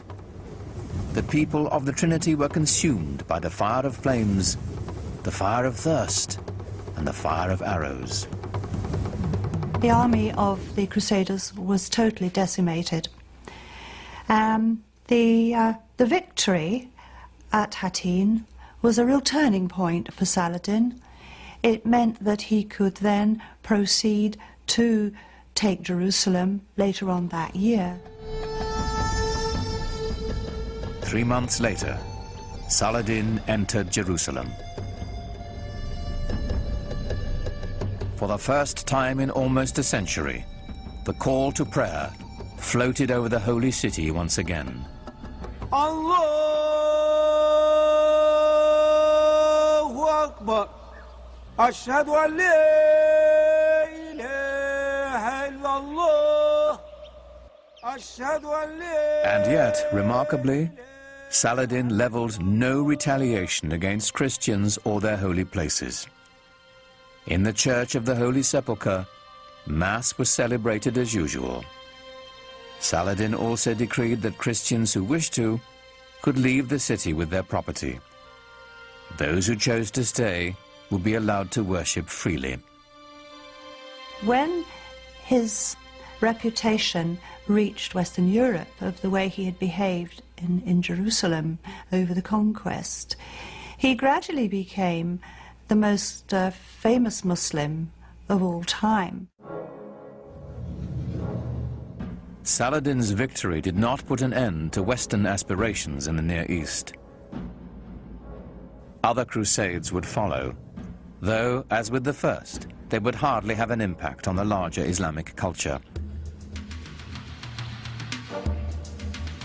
The Crusaders would eventually be driven from their citadels along the coast and return to Europe. Their only lasting legacy, a few abandoned castles. But the returning Crusaders found themselves changed by their contact with Islamic culture. The long-term impact on European life would be profound. They were just amazed by the material culture that they found there. I mean, the quality of the merchandise, the quality of the goods was far better than anything they could find at home, and they brought it home with them. They came back, for example, with a taste for highly spiced food. They imported pepper and cinnamon and other Oriental spices because their taste buds had been whetted by a different cuisine. We know that they found out the delights of using soap when they were in the Middle East, and it would appear that that caught on back in Europe. After the Crusades, many Europeans were far more open to the ideas of what was going on to the East, what was happening in other parts of the world. They simply couldn't be as insular as before. Lots of people were open to, well, what's out there? Let's explore this. Let's see this. New intellectual thoughts. Let's see what these people are writing. Let's learn languages. This is when people start to learn Arabic slowly in the West. As the barrier of language dissolved, ideas born in the great Muslim cities began to filter into Europe, ideas that would forever change Western thought. The great Italian theologian Thomas Aquinas used the writings of the Muslim philosopher Averroes to justify the clear separation of faith and reason, a Muslim ideal that formed the basis of all scientific inquiry and led to the European Renaissance. Averroes himself appears in Raphael's classic Renaissance painting of great Western thinkers. Here, alongside Plato and Aristotle, stands a vivid reminder of the debt the world owes Islam. The scope of Islamic civilization has now reached levels which certainly were not accomplished by any other civilization, known civilization of the world. It actually unified parts of our globe in ways that had not been witnessed before. But this golden age of Islam was not to last.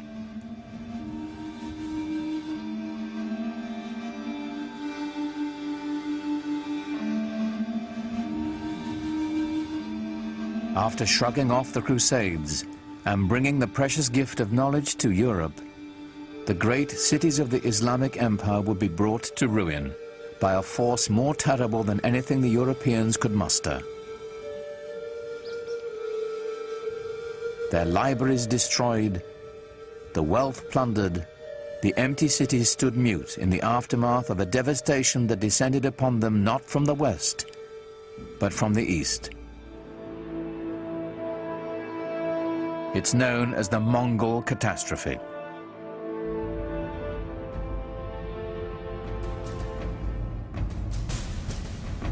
The Mongols were Turco-Mongolian nomads from the steppes of Central Asia.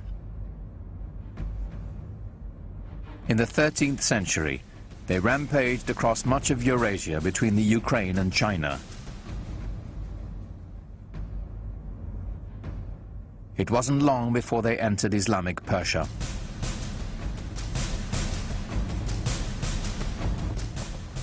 To the cultured, urban Muslims, these guys were a bunch of savages.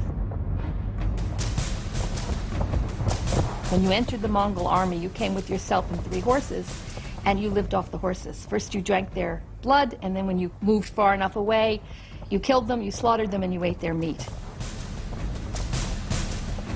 And that's why they could go so far and survive so long. Terror was the Mongols' principal tactic.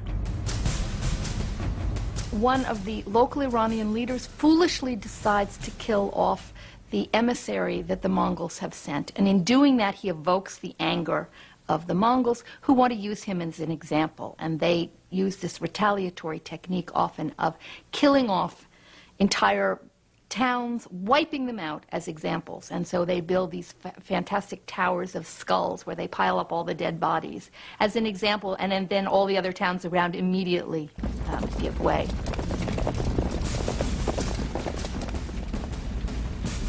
City after city fell before them. It was only a matter of time before they reached the center of Islamic power.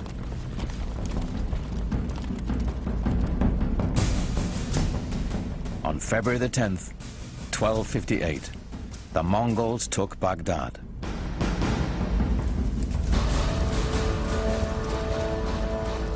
According to the Arab chroniclers, the Mongols put Baghdad to the torch and killed 10,000 inhabitants.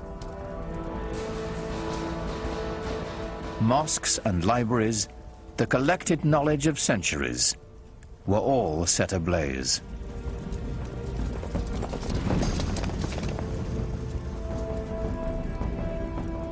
Within less than 50 years, the Mongols seized the heart of the Islamic Empire from the Arabs.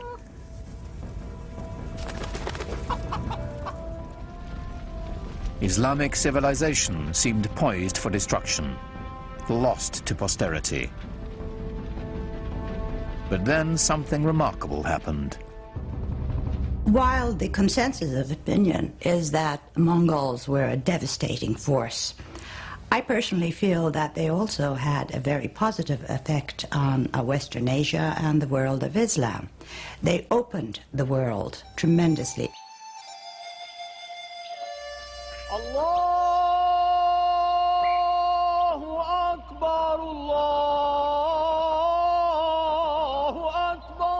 And historically, the most significant thing about the Mongols for us would be that they became Muslims, most of them, in the end, converted to Islam, and then became, after being these tremendously destructive forces, some of the greatest patrons of the arts and letters in all of Islamic history.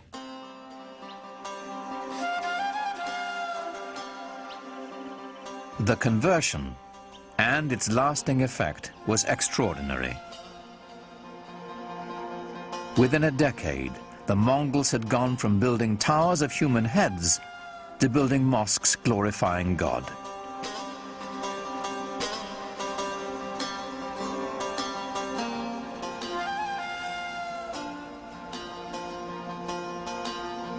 It is not surprising to me that the land conquered the conquerors. The Mongols themselves became Muslims or Islamic leaders par excellence. The Mongols transformed Islam. Now Islamic power could be held by anyone, not just the Arabs who had created it. The Mongols threw open the door for the great gunpowder empire to follow.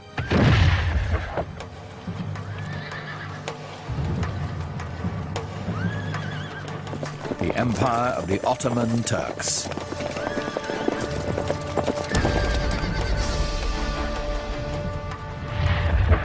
Islam was now set on a new course of expansion to both the East and the West, marching to the beat of Turkish drums.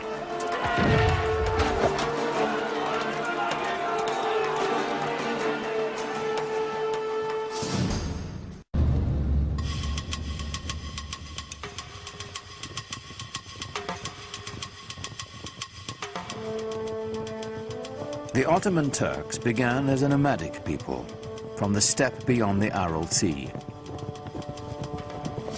For centuries they had wandered present-day Turkey looking for new pasture lands.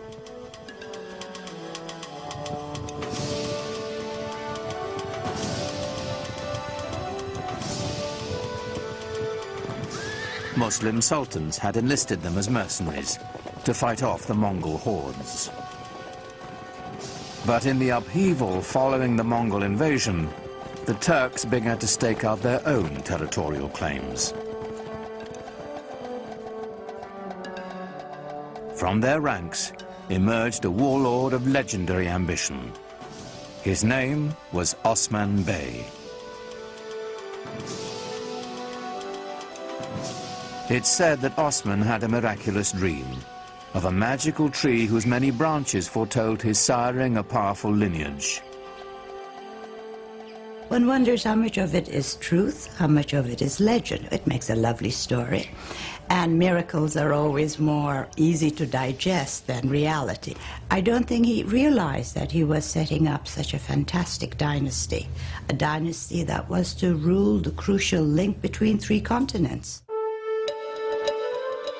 The followers of Osman became known as Ottomans. They considered themselves warriors for the faith, or Ghazis, whose destiny was to bring Islam to the world. Ghazis were somewhat like freelancers who moved the empire forward either for ideology, theology, or for the sake of pure conquest. They were probably very brave, never thought about themselves or any harm that could come to the group by going into dangerous conditions. But it made the Ottoman Empire almost fearless, going into regions that nobody had been there before. For the early Ottomans, the direction of expansion would always be to the west, for good reason. They could not expand to the east or to the south because those were controlled by their brothers, the Turkoman emirs, the Muslims, and a Muslim should not be fighting against a Muslim, so they said at the time. So the only place he could expand was towards the Christian territories westward. Osman's warriors moved to the north and west across the Anatolian plateau, into territory controlled by the traditional Christian power in the area, the aging Byzantine Empire. By Osman's time, the 1,000-year-old Byzantine Empire was reaching the end of its age, dwindling to an isolated stronghold in Eurasia.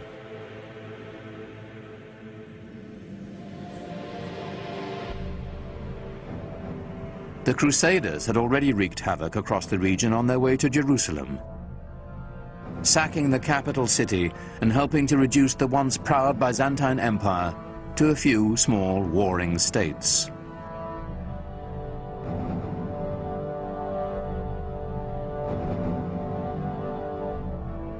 The Ottomans quickly overran these splintered Byzantine factions, uniting northwestern Anatolia into a single domain. In 1326, the Ottomans took the powerful Byzantine city of Bursa, a victory that would change the character of the Ottoman Turks forever.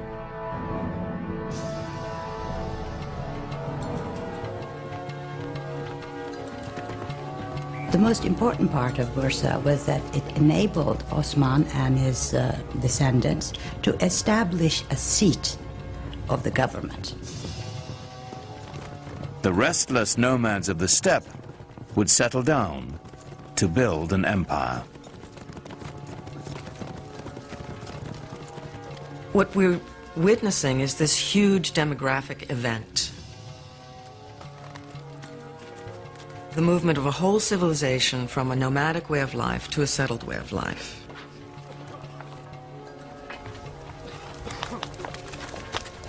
Now, when the Ottomans took Bursa and set it up as their capital, they were very concerned to establish themselves as the rightful standard bearers of Muslim civilization.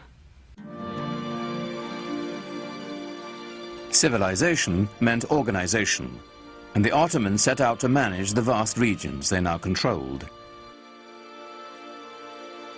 Leaving the Byzantine clerks in place, they began to organize the new empire. First and foremost, taxation and record keeping.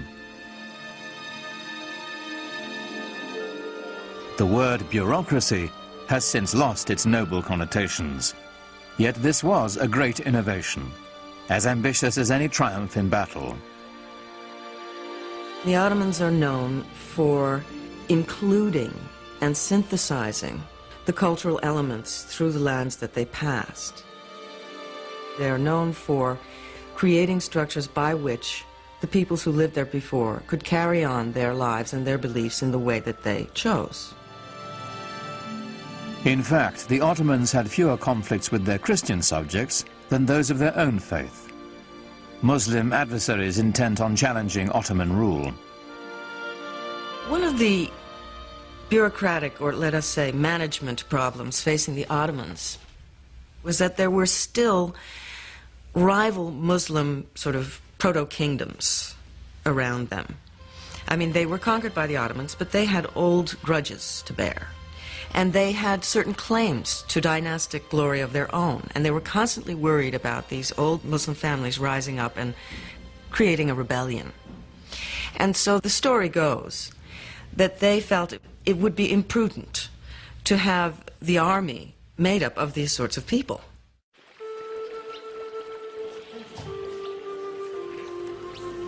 And so they wanted to recruit children who were not connected with any rival Muslim family. And so they went into the Balkans and they recruited primarily Christian children. This practice was called devshirme.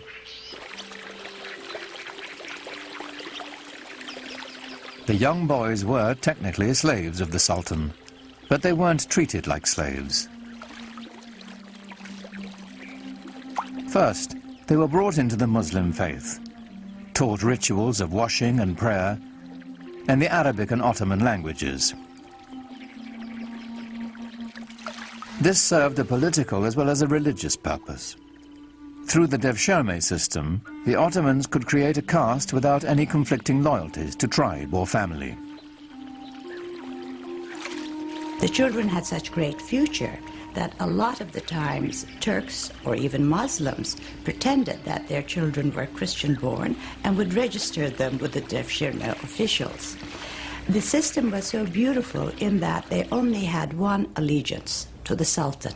No family, no region, no other ties. These children were then given the best possible education available in the world, perhaps, at the time.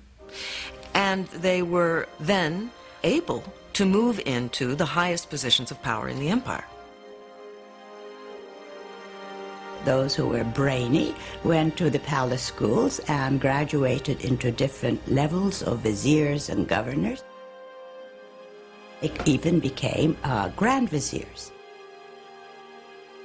Those who were brawny went to the Janissary Corps.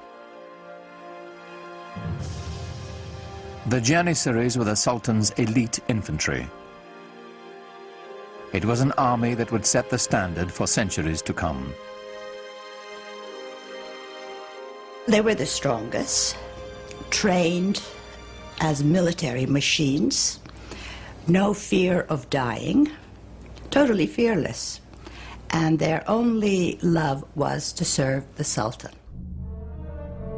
They were trained with all the precision and discipline, pomp and circumstance of a modern army. For the first time, an army wore uniforms and went into battle to the accompaniment of a military band. The Janissaries were the most feared troops in the Western world, a force that was worthy of this new Islamic empire and its restless visions of conquest.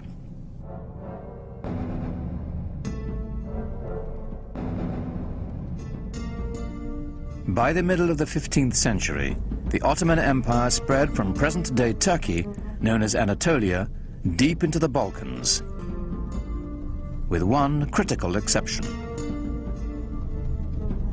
It must have galled the Ottoman Sultan that with his domains now stretching all the way into Asia and far, far into Europe in the west, there remained right in the center of his domains the greatest prize of all, the capital city of Constantinople, the most powerful, the richest, the most magnetic city in the entire world, still in the hands of the dying but not yet dead Byzantine Empire. To the Ottomans, Constantinople's strategic and economic importance was considerable. Its symbolic significance was even greater.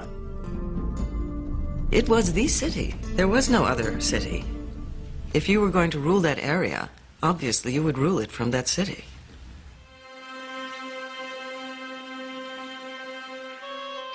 It's said that the goal of laying claim to Constantinople was decreed by Muhammad himself. Every Ottoman ruler since Osman had wanted to seize the city, but it had always remained firmly in Christian hands.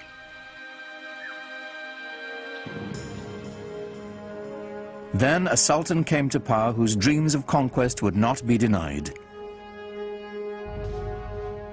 History would honor him as Mehmet, the conqueror. When he assumed the sultanate, he was only 12 years old, but he was already well versed in Ottoman politics. To remove any threat of competition for power, he had his half-brother strangled. The empire always meant everything, more so than the family. In order to stop the empire from splitting, as had happened to other Turkish dynasties ruling the Islamic world, when a young man became sultan upon the death of his father, all the other brothers had to be eliminated. This prevented segmentation of the empire. It may have been cruel, but it worked for the Ottomans. When on the death of his father, he finally then took over, it meant an enormous change in the policy and direction of the Ottoman Empire, in the direction of a much greater energy. Mehmet immediately set his sights on the one prize as grand as his ambitions. Mehmet had to conquer Constantinople. There was no other choice. Constantinople was sitting like a perfect gem or a perfect fruit waiting to be picked. By the middle of the 15th century, the city was a shadow of its former self.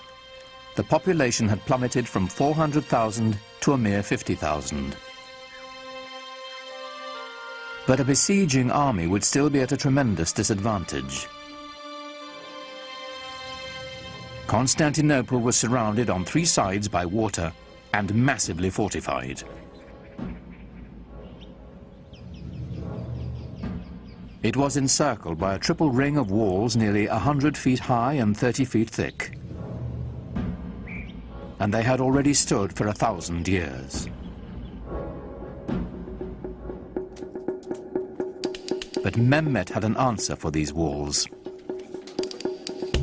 And part of the military superiority of the Ottomans came from their sophisticated and diverse use of the possibilities of gunpowder. The siege of Constantinople in 1453 under Mehmet the Conqueror saw the first dramatic application of this in the form of huge cannons that had not been seen before, which Mehmet had specially commissioned for the occasion. Earlier cannons had been assembled with strips of forged metal bound with hoops. They fired stone projectiles with little more power than a catapult.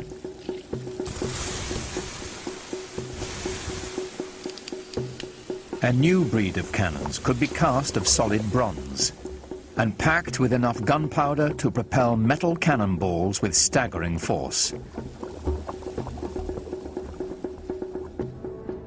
But Mehmet was not staking his hopes on cannon alone. The mile-wide channel of the Bosphorus Strait was all that connected the city to the Black Sea.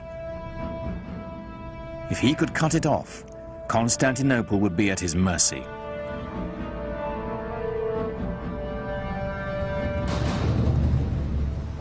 Mehmet needed to construct a strategically positioned fortress to close the strait. He built it right in the shadow of the great city walls.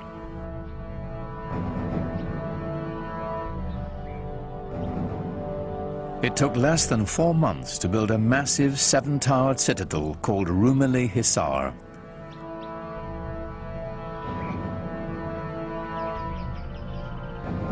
Mehmet himself is said to have carried stones during its construction.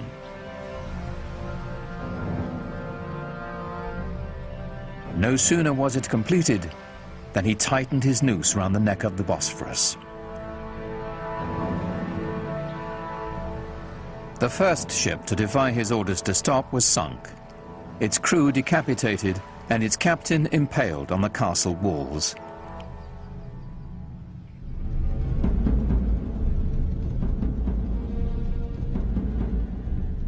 To stop Mehmet's ships from approaching, the Byzantines strung a massive chain across the strait.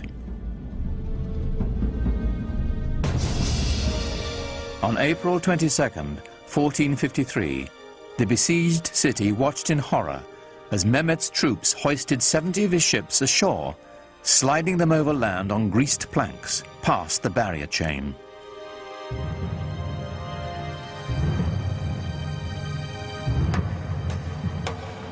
More than 100,000 Ottoman soldiers now stood before the walls of Constantinople, braced for the greatest bombardment the history of warfare had ever known.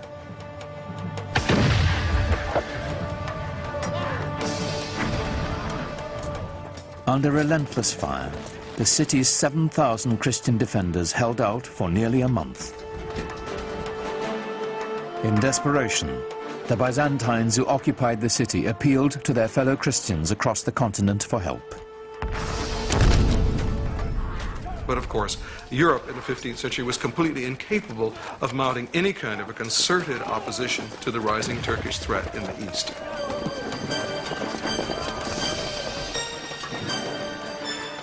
At that time, the kings of Europe had military and political problems of their own. Constantinople would have to fend for itself.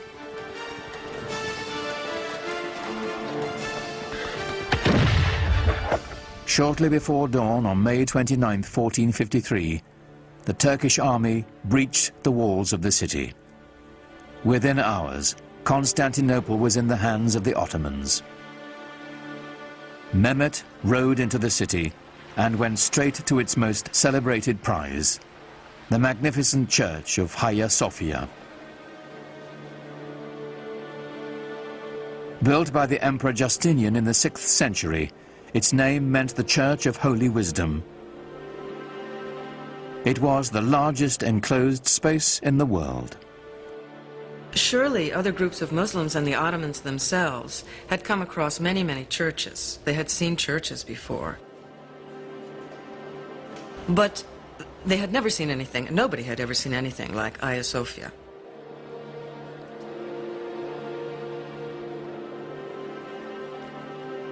The Hagia Sophia, or Hagia Sophia as it's called in Turkish, was one of the marvels of architecture, marvels of the world. It had the largest and highest dome in history, and it was beautifully embellished with gold mosaics, and the space is incredible.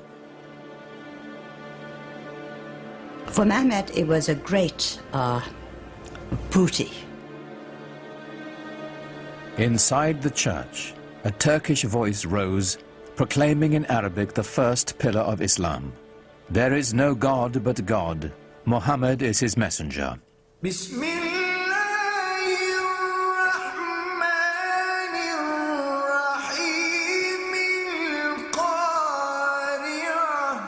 The single greatest church in Christendom was now a mosque.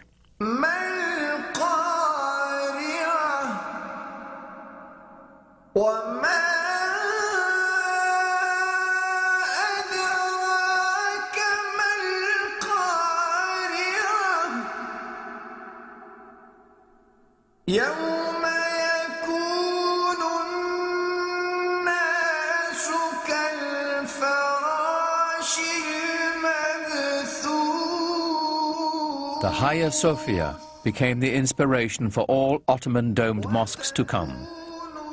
But none would ever match its size and scope, and it belonged to Mehmet the Conqueror.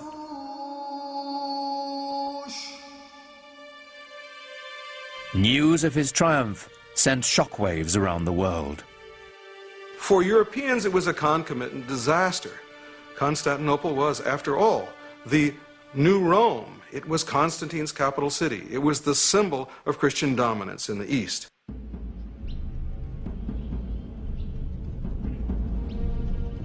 The Ottoman rulers had long stacked up titles for themselves. Khan, which is Turkish for emperor. Shahi Shah, Persian for king of kings. And Sultan, the Arabic word for ruler. But now, with all the former Byzantine Empire under their command, Mehmet and his successors claimed yet another title, Holy Roman Emperor. The Ottomans had reached the gates of the West and were poised to push on towards what they now claimed as their ultimate destiny, the conquest of Europe. That quest would fall to the most legendary sultan of all.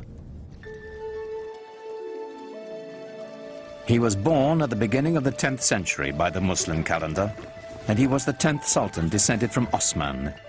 He was a child of destiny, whose greatness was expected. In the parlance of the day, he was the Sahib Quran, the universal ruler, the master of an auspicious conjunction, whose coming has been foretold, whose identity is confirmed astrologically. His name was Suleiman, after Solomon, the wise king of the Old Testament. The Ottoman Empire would reach its apex under Suleiman's reign. Suleiman was extremely well educated. He was trained to the Sultanate from the day he was born. As a young prince, he formed a relationship that would have a tremendous impact on his life and on the empire as well. And when he was still a crown prince, he also developed a great friendship with a convert, a Greek convert who took the name Ibrahim. The two were very close in age and apparently very close in other ways. personally, intellectually educated together to a certain extent. And as was common practice, when Suleiman acceded to the throne on the death of his father, he took his faithful Ibrahim with him to Istanbul. Suleiman was 26 when he took the throne, determined to make his mark on the world as soon as his ministers would let him. In his early years, Suleiman had to contend, for example, with grand viziers and generals who simply refused to obey him, feeling apparently that here was a 26-year-old kid who had never seen very much in the way of action and hadn't done very much to show that people ought to, in fact, obey him. The way to prove his mettle was on the battlefield. Every new sultan was expected to begin his reign by expanding the empire. Ottomans now controlled Kurdistan, Egypt, and the holiest cities of Islam, Mecca and Medina. Suleiman set his sights on Belgrade in Hungary, the stepping stone to Europe. He was the head of the Ottoman dynasty, and he had certain duties to perform. One was conquest, and the first task Suleiman took upon himself a year after he ascended the Ottoman throne was to head towards Belgrade and capture it. Belgrade was very important strategically because it was from there the army could move further on west. A year later, he turned his ambitions on the island of Rhodes. The tiny island was a troublesome outpost of Christianity in an otherwise Ottoman sea. It was also a haven for pirates, preying on Muslim trade ships.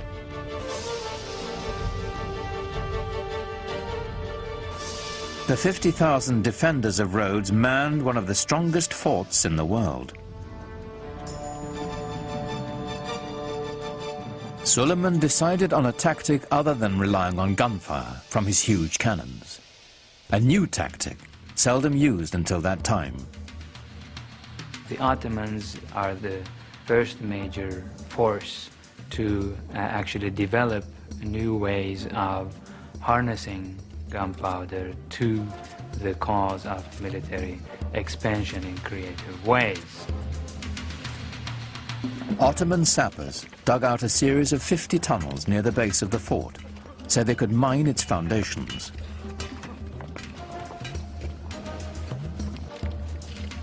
Performing this dangerous work were expendable Christian conscripts from the Balkans.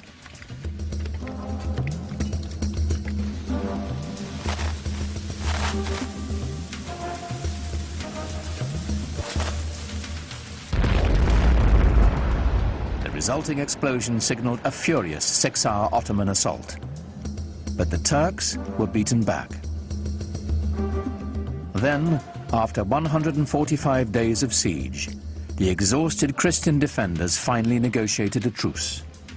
The Ottomans had won.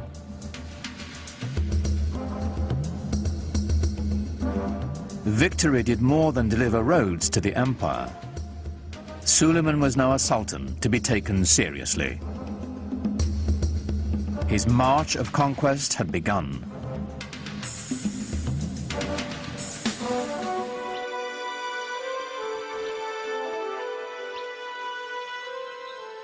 Europe grew to fear the name of Suleiman.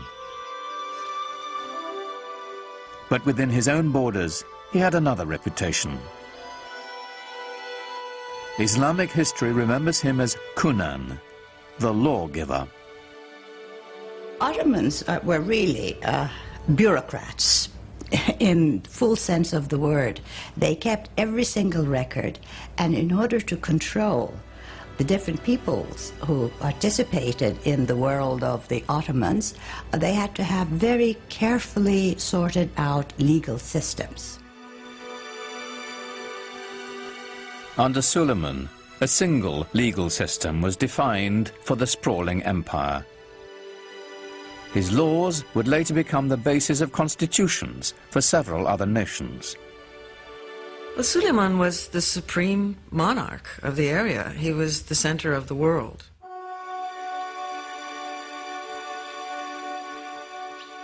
He inaugurated a classical age in Ottoman architecture, commissioning some of the most spectacular buildings the world has ever seen.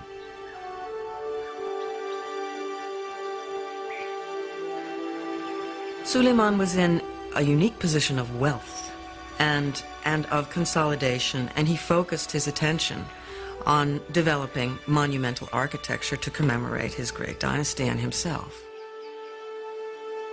Great religious architecture can really give people a sense of what is at the heart of the faith. Grandeur and majesty are the things that come to mind when Muslims think about God. A building that is grand and majestic can immediately remind people of the glory of God. Suleiman's chief architect, Sinon, was a man whose vision perfectly complemented the empire builder. Sinon perfected the signature structure of Islam, the domed mosque. His career spanned half a century and produced well over 300 buildings, including the refurbishment of one of the most important monuments in Islam, the Dome of the Rock in Jerusalem. But for the Sultan, of course, he built his masterpiece, the Süleymaniye Mosque in Istanbul. It is truly befitting Sinan, who's called the Great Master.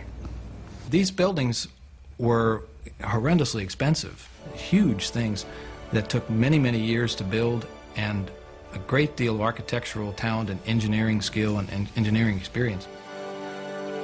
When they built a mosque like the Süleymaniye, they were doing it to say, yeah, I've got the power, I've got the money, I am the Sultan, I'm the King of Kings. But at the same time, there was also tremendous spiritual value in these things. The symbolism is not only that of empire, but of faith. In the spirit of Muhammad's teaching, the Great Mosque was a center of social services, complete with a hospital, school, and library. At its inauguration, it's said Suleiman gazed at it with awe and exclaimed, "O Solomon, I have surpassed thee."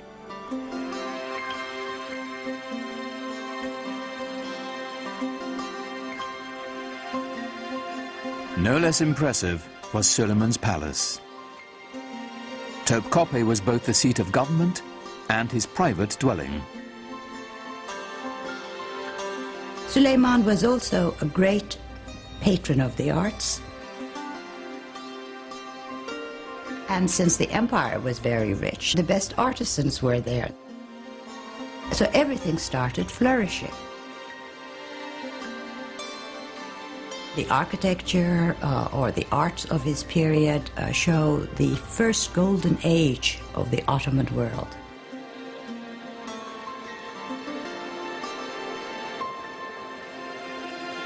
Everything that came out of his palace is exquisite. Suleiman himself was a goldsmith. Ottomans believed that every sultan had to have a tangible trade. Being a sultan was not considered a practical or a tangible trade. And he was a very demanding patron, insisted on checking the work, even commissioned few things.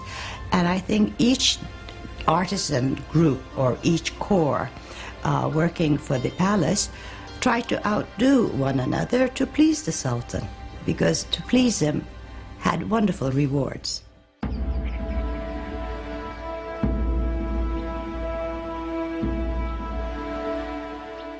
And the Ottomans, of course, exercised quite a lot of influence on the European imagination, and the royal and the political, if you will, ceremony and pomp of the Ottomans was such that it would have humbled any citizen of the known world then.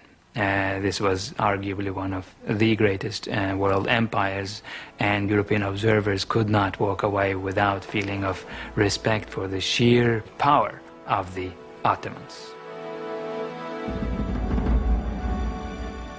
In public, Suleiman required that all those around him remain completely silent, while he made his wishes known with the slightest nod or gesture. It must have been a tremendously impressive sight to see the courtyard of the palace filled with some 6,000 or 7,000 janissaries and other functionaries, no one saying a word. What was going on here was the creation of a sovereignty so mysterious and yet so far-reaching as to be seen as nearly divine. As Suleiman's power grew, his lifelong friend Ibrahim rose in the court structure. And Ibrahim Pasha, who became a Pasha later on, became his devoted Grand Vizier. In fact, Ibrahim married his sister. So they were not only good friends, they were also related.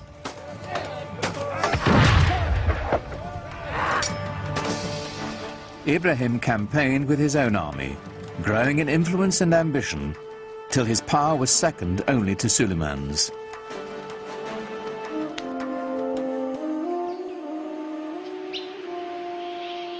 But for power and ambition, the secret world of the Sultan's harem had no equal.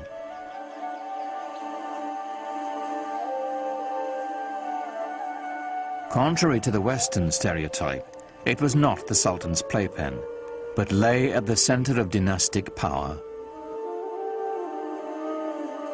The harem was the private quarters of the Sultan. We tend to think of the harem as where the women live, but what it means is the place where you're not on display. Home is what it means. Islam allowed the Sultan 4 wives and many concubines. It was a system designed to produce heirs, is what it was. When you look into the actual details of how these things were carried out, it was hardly anything terribly erotic. I mean, the Sultan did not have much choice in his selection of female companions. The Sultan was not in a position to look around and say, I want her, you know, because his mother would have a lot to say about it.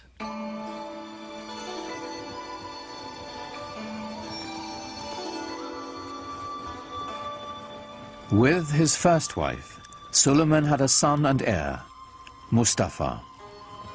But while he was in his mid-30s, the Sultan fell deeply in love with a Slavic slave girl named Harem. In the West, we know her by a different name, Roxolana. Roxolana would bear him a rival heir and become Suleiman's most trusted confidant. The Sultan was supposed to be protected from any undue influences. He was supposed to be protected from any rivals. And in a way, this creates a vacuum around his person into which the harem life can enter. And so the fact that he was so protected works in a funny way to expose him to the influence of his female companions with whom he spent so much time. And there were tremendously intelligent and ambitious women around him, Roxolana being the most famous of all. Suleiman is a complex character, a man that we know from his own life was capable of the tenderest emotions, both toward his male friends and especially toward the great love of his life, his wife Hürrem Sultan, and toward his family as well. He had a number of extremely talented sons on whom he lavished a great deal of affection. Suleiman groomed his firstborn son Mustafa for power. In the Ottoman tradition, the young prince entered the military and quickly won recognition as a talented general. Mustafa was clearly the heir apparent. For Suleiman, the future of his empire seemed limitless. I am God's slave and sultan of this world, Suleiman would carve on a conquered fortress. I am Suleiman, in whose name the Friday sermon is read in Mecca and Medina. In Baghdad, I am the Shah. In the Byzantine realms, I am the Caesar. And in Egypt, the Sultan. He, of course, at the height of his powers, clearly saw himself as dwarfing all his rivals, perhaps rightly so. One of Suleiman's greatest rivals was to the east, the empire of the Persian Safavids. This was a Muslim enemy whose rival creed made them fierce antagonists of the Ottomans for centuries. The Safavids were also Turkic in their ethnic origins, and indeed spoke Turkish as a language of daily life. But they were moving into the Muslim world, unlike the Ottomans who were moving into the West. So for the Ottoman Empire, they formed sort of the boundaries, the easternmost boundaries of the Ottoman realm.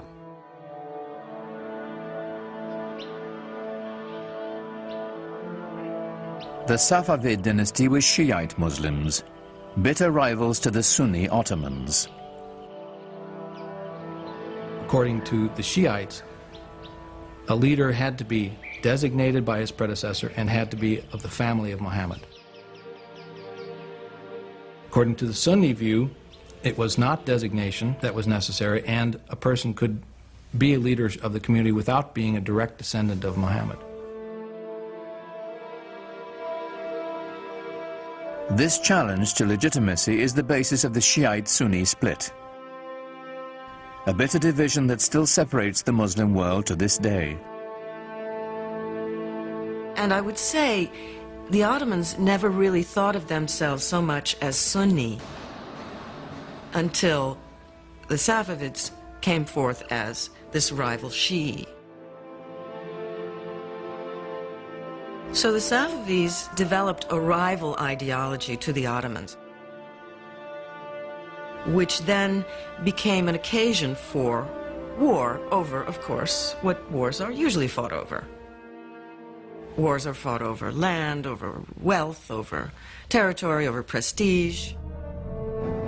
And the Safavids waged a war of ideology in eastern Anatolia, which was always for the Ottomans the most worrisome part. The terrain is difficult to conquer, difficult to control. The Safavid military was formidable, but there were cultural rivals to the Ottomans as well.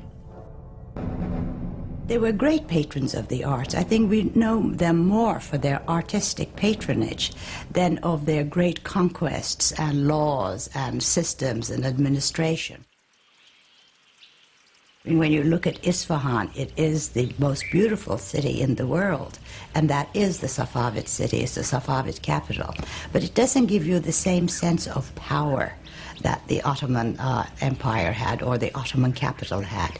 It's a different sense of power. It's more eloquent, perhaps, more precious in its decoration and its ceremonial spaces. It's a totally different aspect of Islam. Safavi art and architecture is on a finer scale. It's known for its filigree. It's known for its intricate brushwork, you know, rather than for its stunning scale. In the soaring palaces of the Safavid Shahs, murderous intrigues against Suleiman and his dynasty were hatched that would reach into his very household.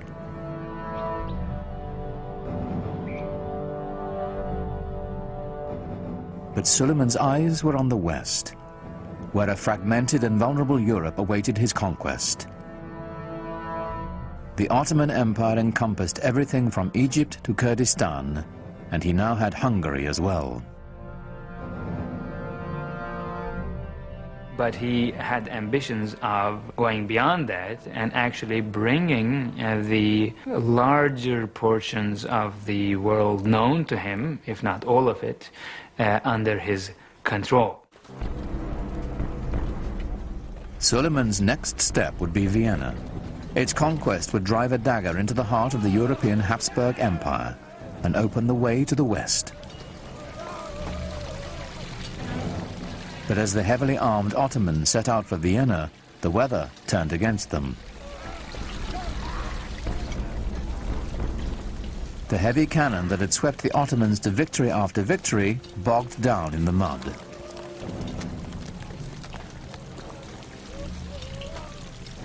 Suleiman had to move on without them.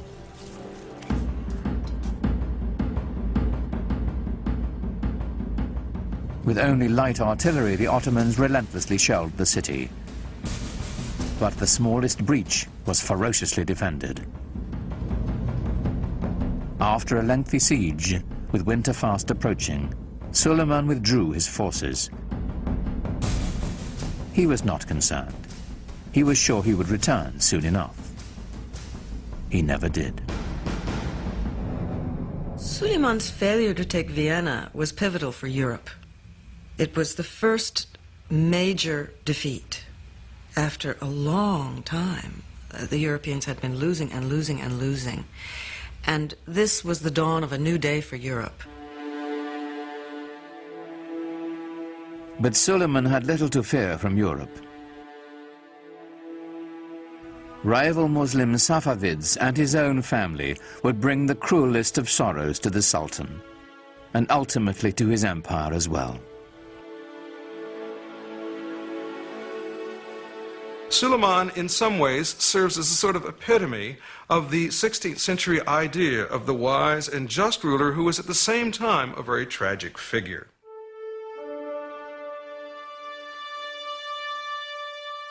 In the power-laden world of the Sultan's household, the intrigues never ceased. The Topkapi Palace, as it was originally conceived, had no quarters for the ladies. The women lived in what was called the Old Palace. But Hürrem always complained about her husband, as most wives would, spending too many days and months campaigning outside the capital. She kept saying she feels very lonely and the children miss him. Well, surprisingly, there was a fire in the Old Palace, fire in Hürrem's quarters.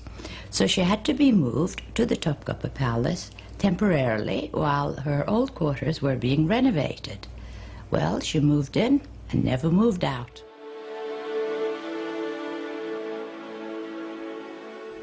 Now Hürrem was at the center of power, promoting her own son as heir apparent and immersing herself in a web of deadly gossip and suspicion.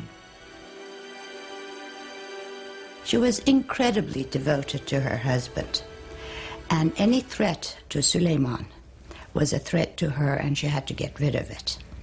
The first threat came from Ibrahim Pasha, who assumed titles that were only given to sultans.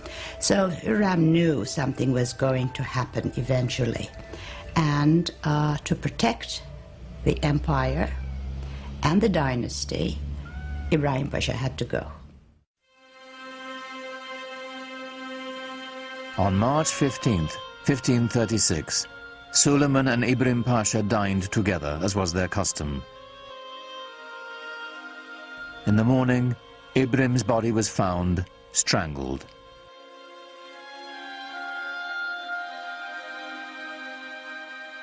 But Suleiman's desolation and loss had only begun.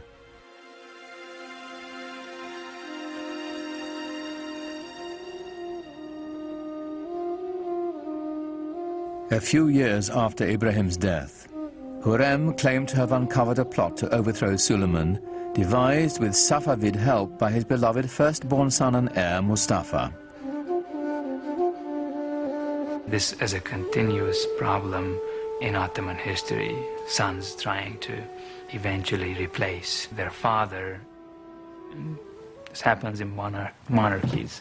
Succession could become a problem, and it was an acute problem, and Suleiman had his share of it, and perhaps did not always play his hands right.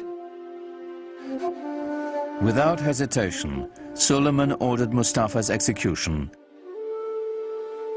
then sat by the young man's body for days, refusing to allow anyone to touch him. The best hope for the empire's future was dead.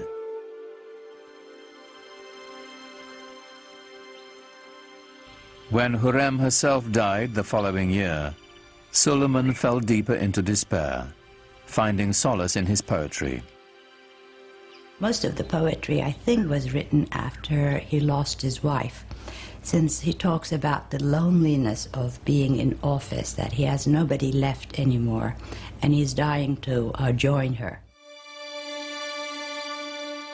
Even if your reign on the imperial throne seems everlasting, don't be taken in.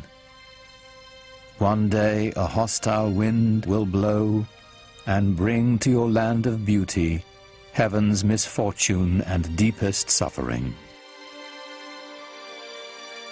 In all his loneliness, there was only one refuge for the Sultan whose power, like his sorrow, seemed limitless. He returned to the field of battle, to the work of conquest. He personally led 13 campaigns. The last one was at Szigetvar, which is in Hungary now. I think he knew that this was going to be his last campaign. He personally led it, knowing that he would not come back alive. In 1561, the man who had ruled the empire longer than any other died in his grand war pavilion, surrounded by his generals. He was 67. No Ottoman Sultan would ever achieve his greatness again. The nexus of world power would move from the Mediterranean Sea to the Atlantic Ocean and the New World, slowly leaving the Ottomans behind.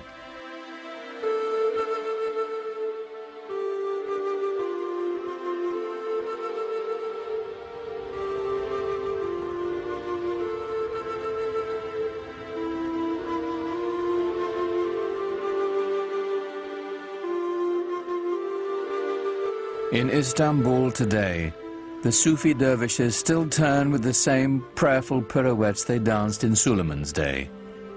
It is a meditation in motion, whose mystic origins go back even further, to the time of the Prophet Muhammad. You have become the best community ever raised up in mankind, the Quran assures all believers. Enjoining the right and forbidding the wrong, and having faith in God. Islamic and Western civilization have the same roots. They're dawning in the Fertile Crescent. The monotheism of the Jews and Christians. The classical intellectual culture of the ancient Greeks. The two traditions are kindred spirits, alike, yet very different. Islam's legacy is intertwined with the West's, and to the billions of Muslims who make it the second largest religion in the world, it is a living legacy. An elemental part of the great human venture that is world civilization.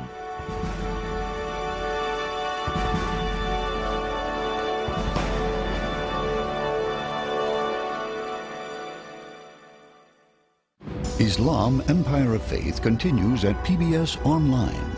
Click through our interactive timeline to learn more about the history and culture of Islam, or take a virtual tour of the Dome of the Rock and other extraordinary sights.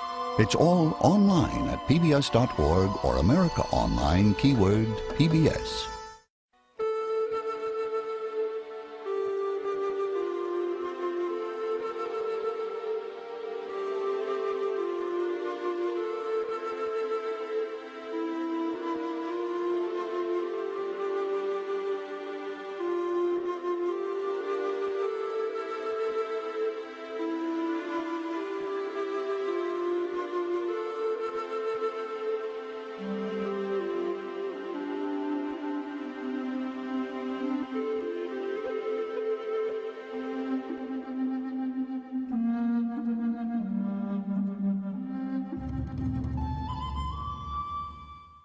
Peace.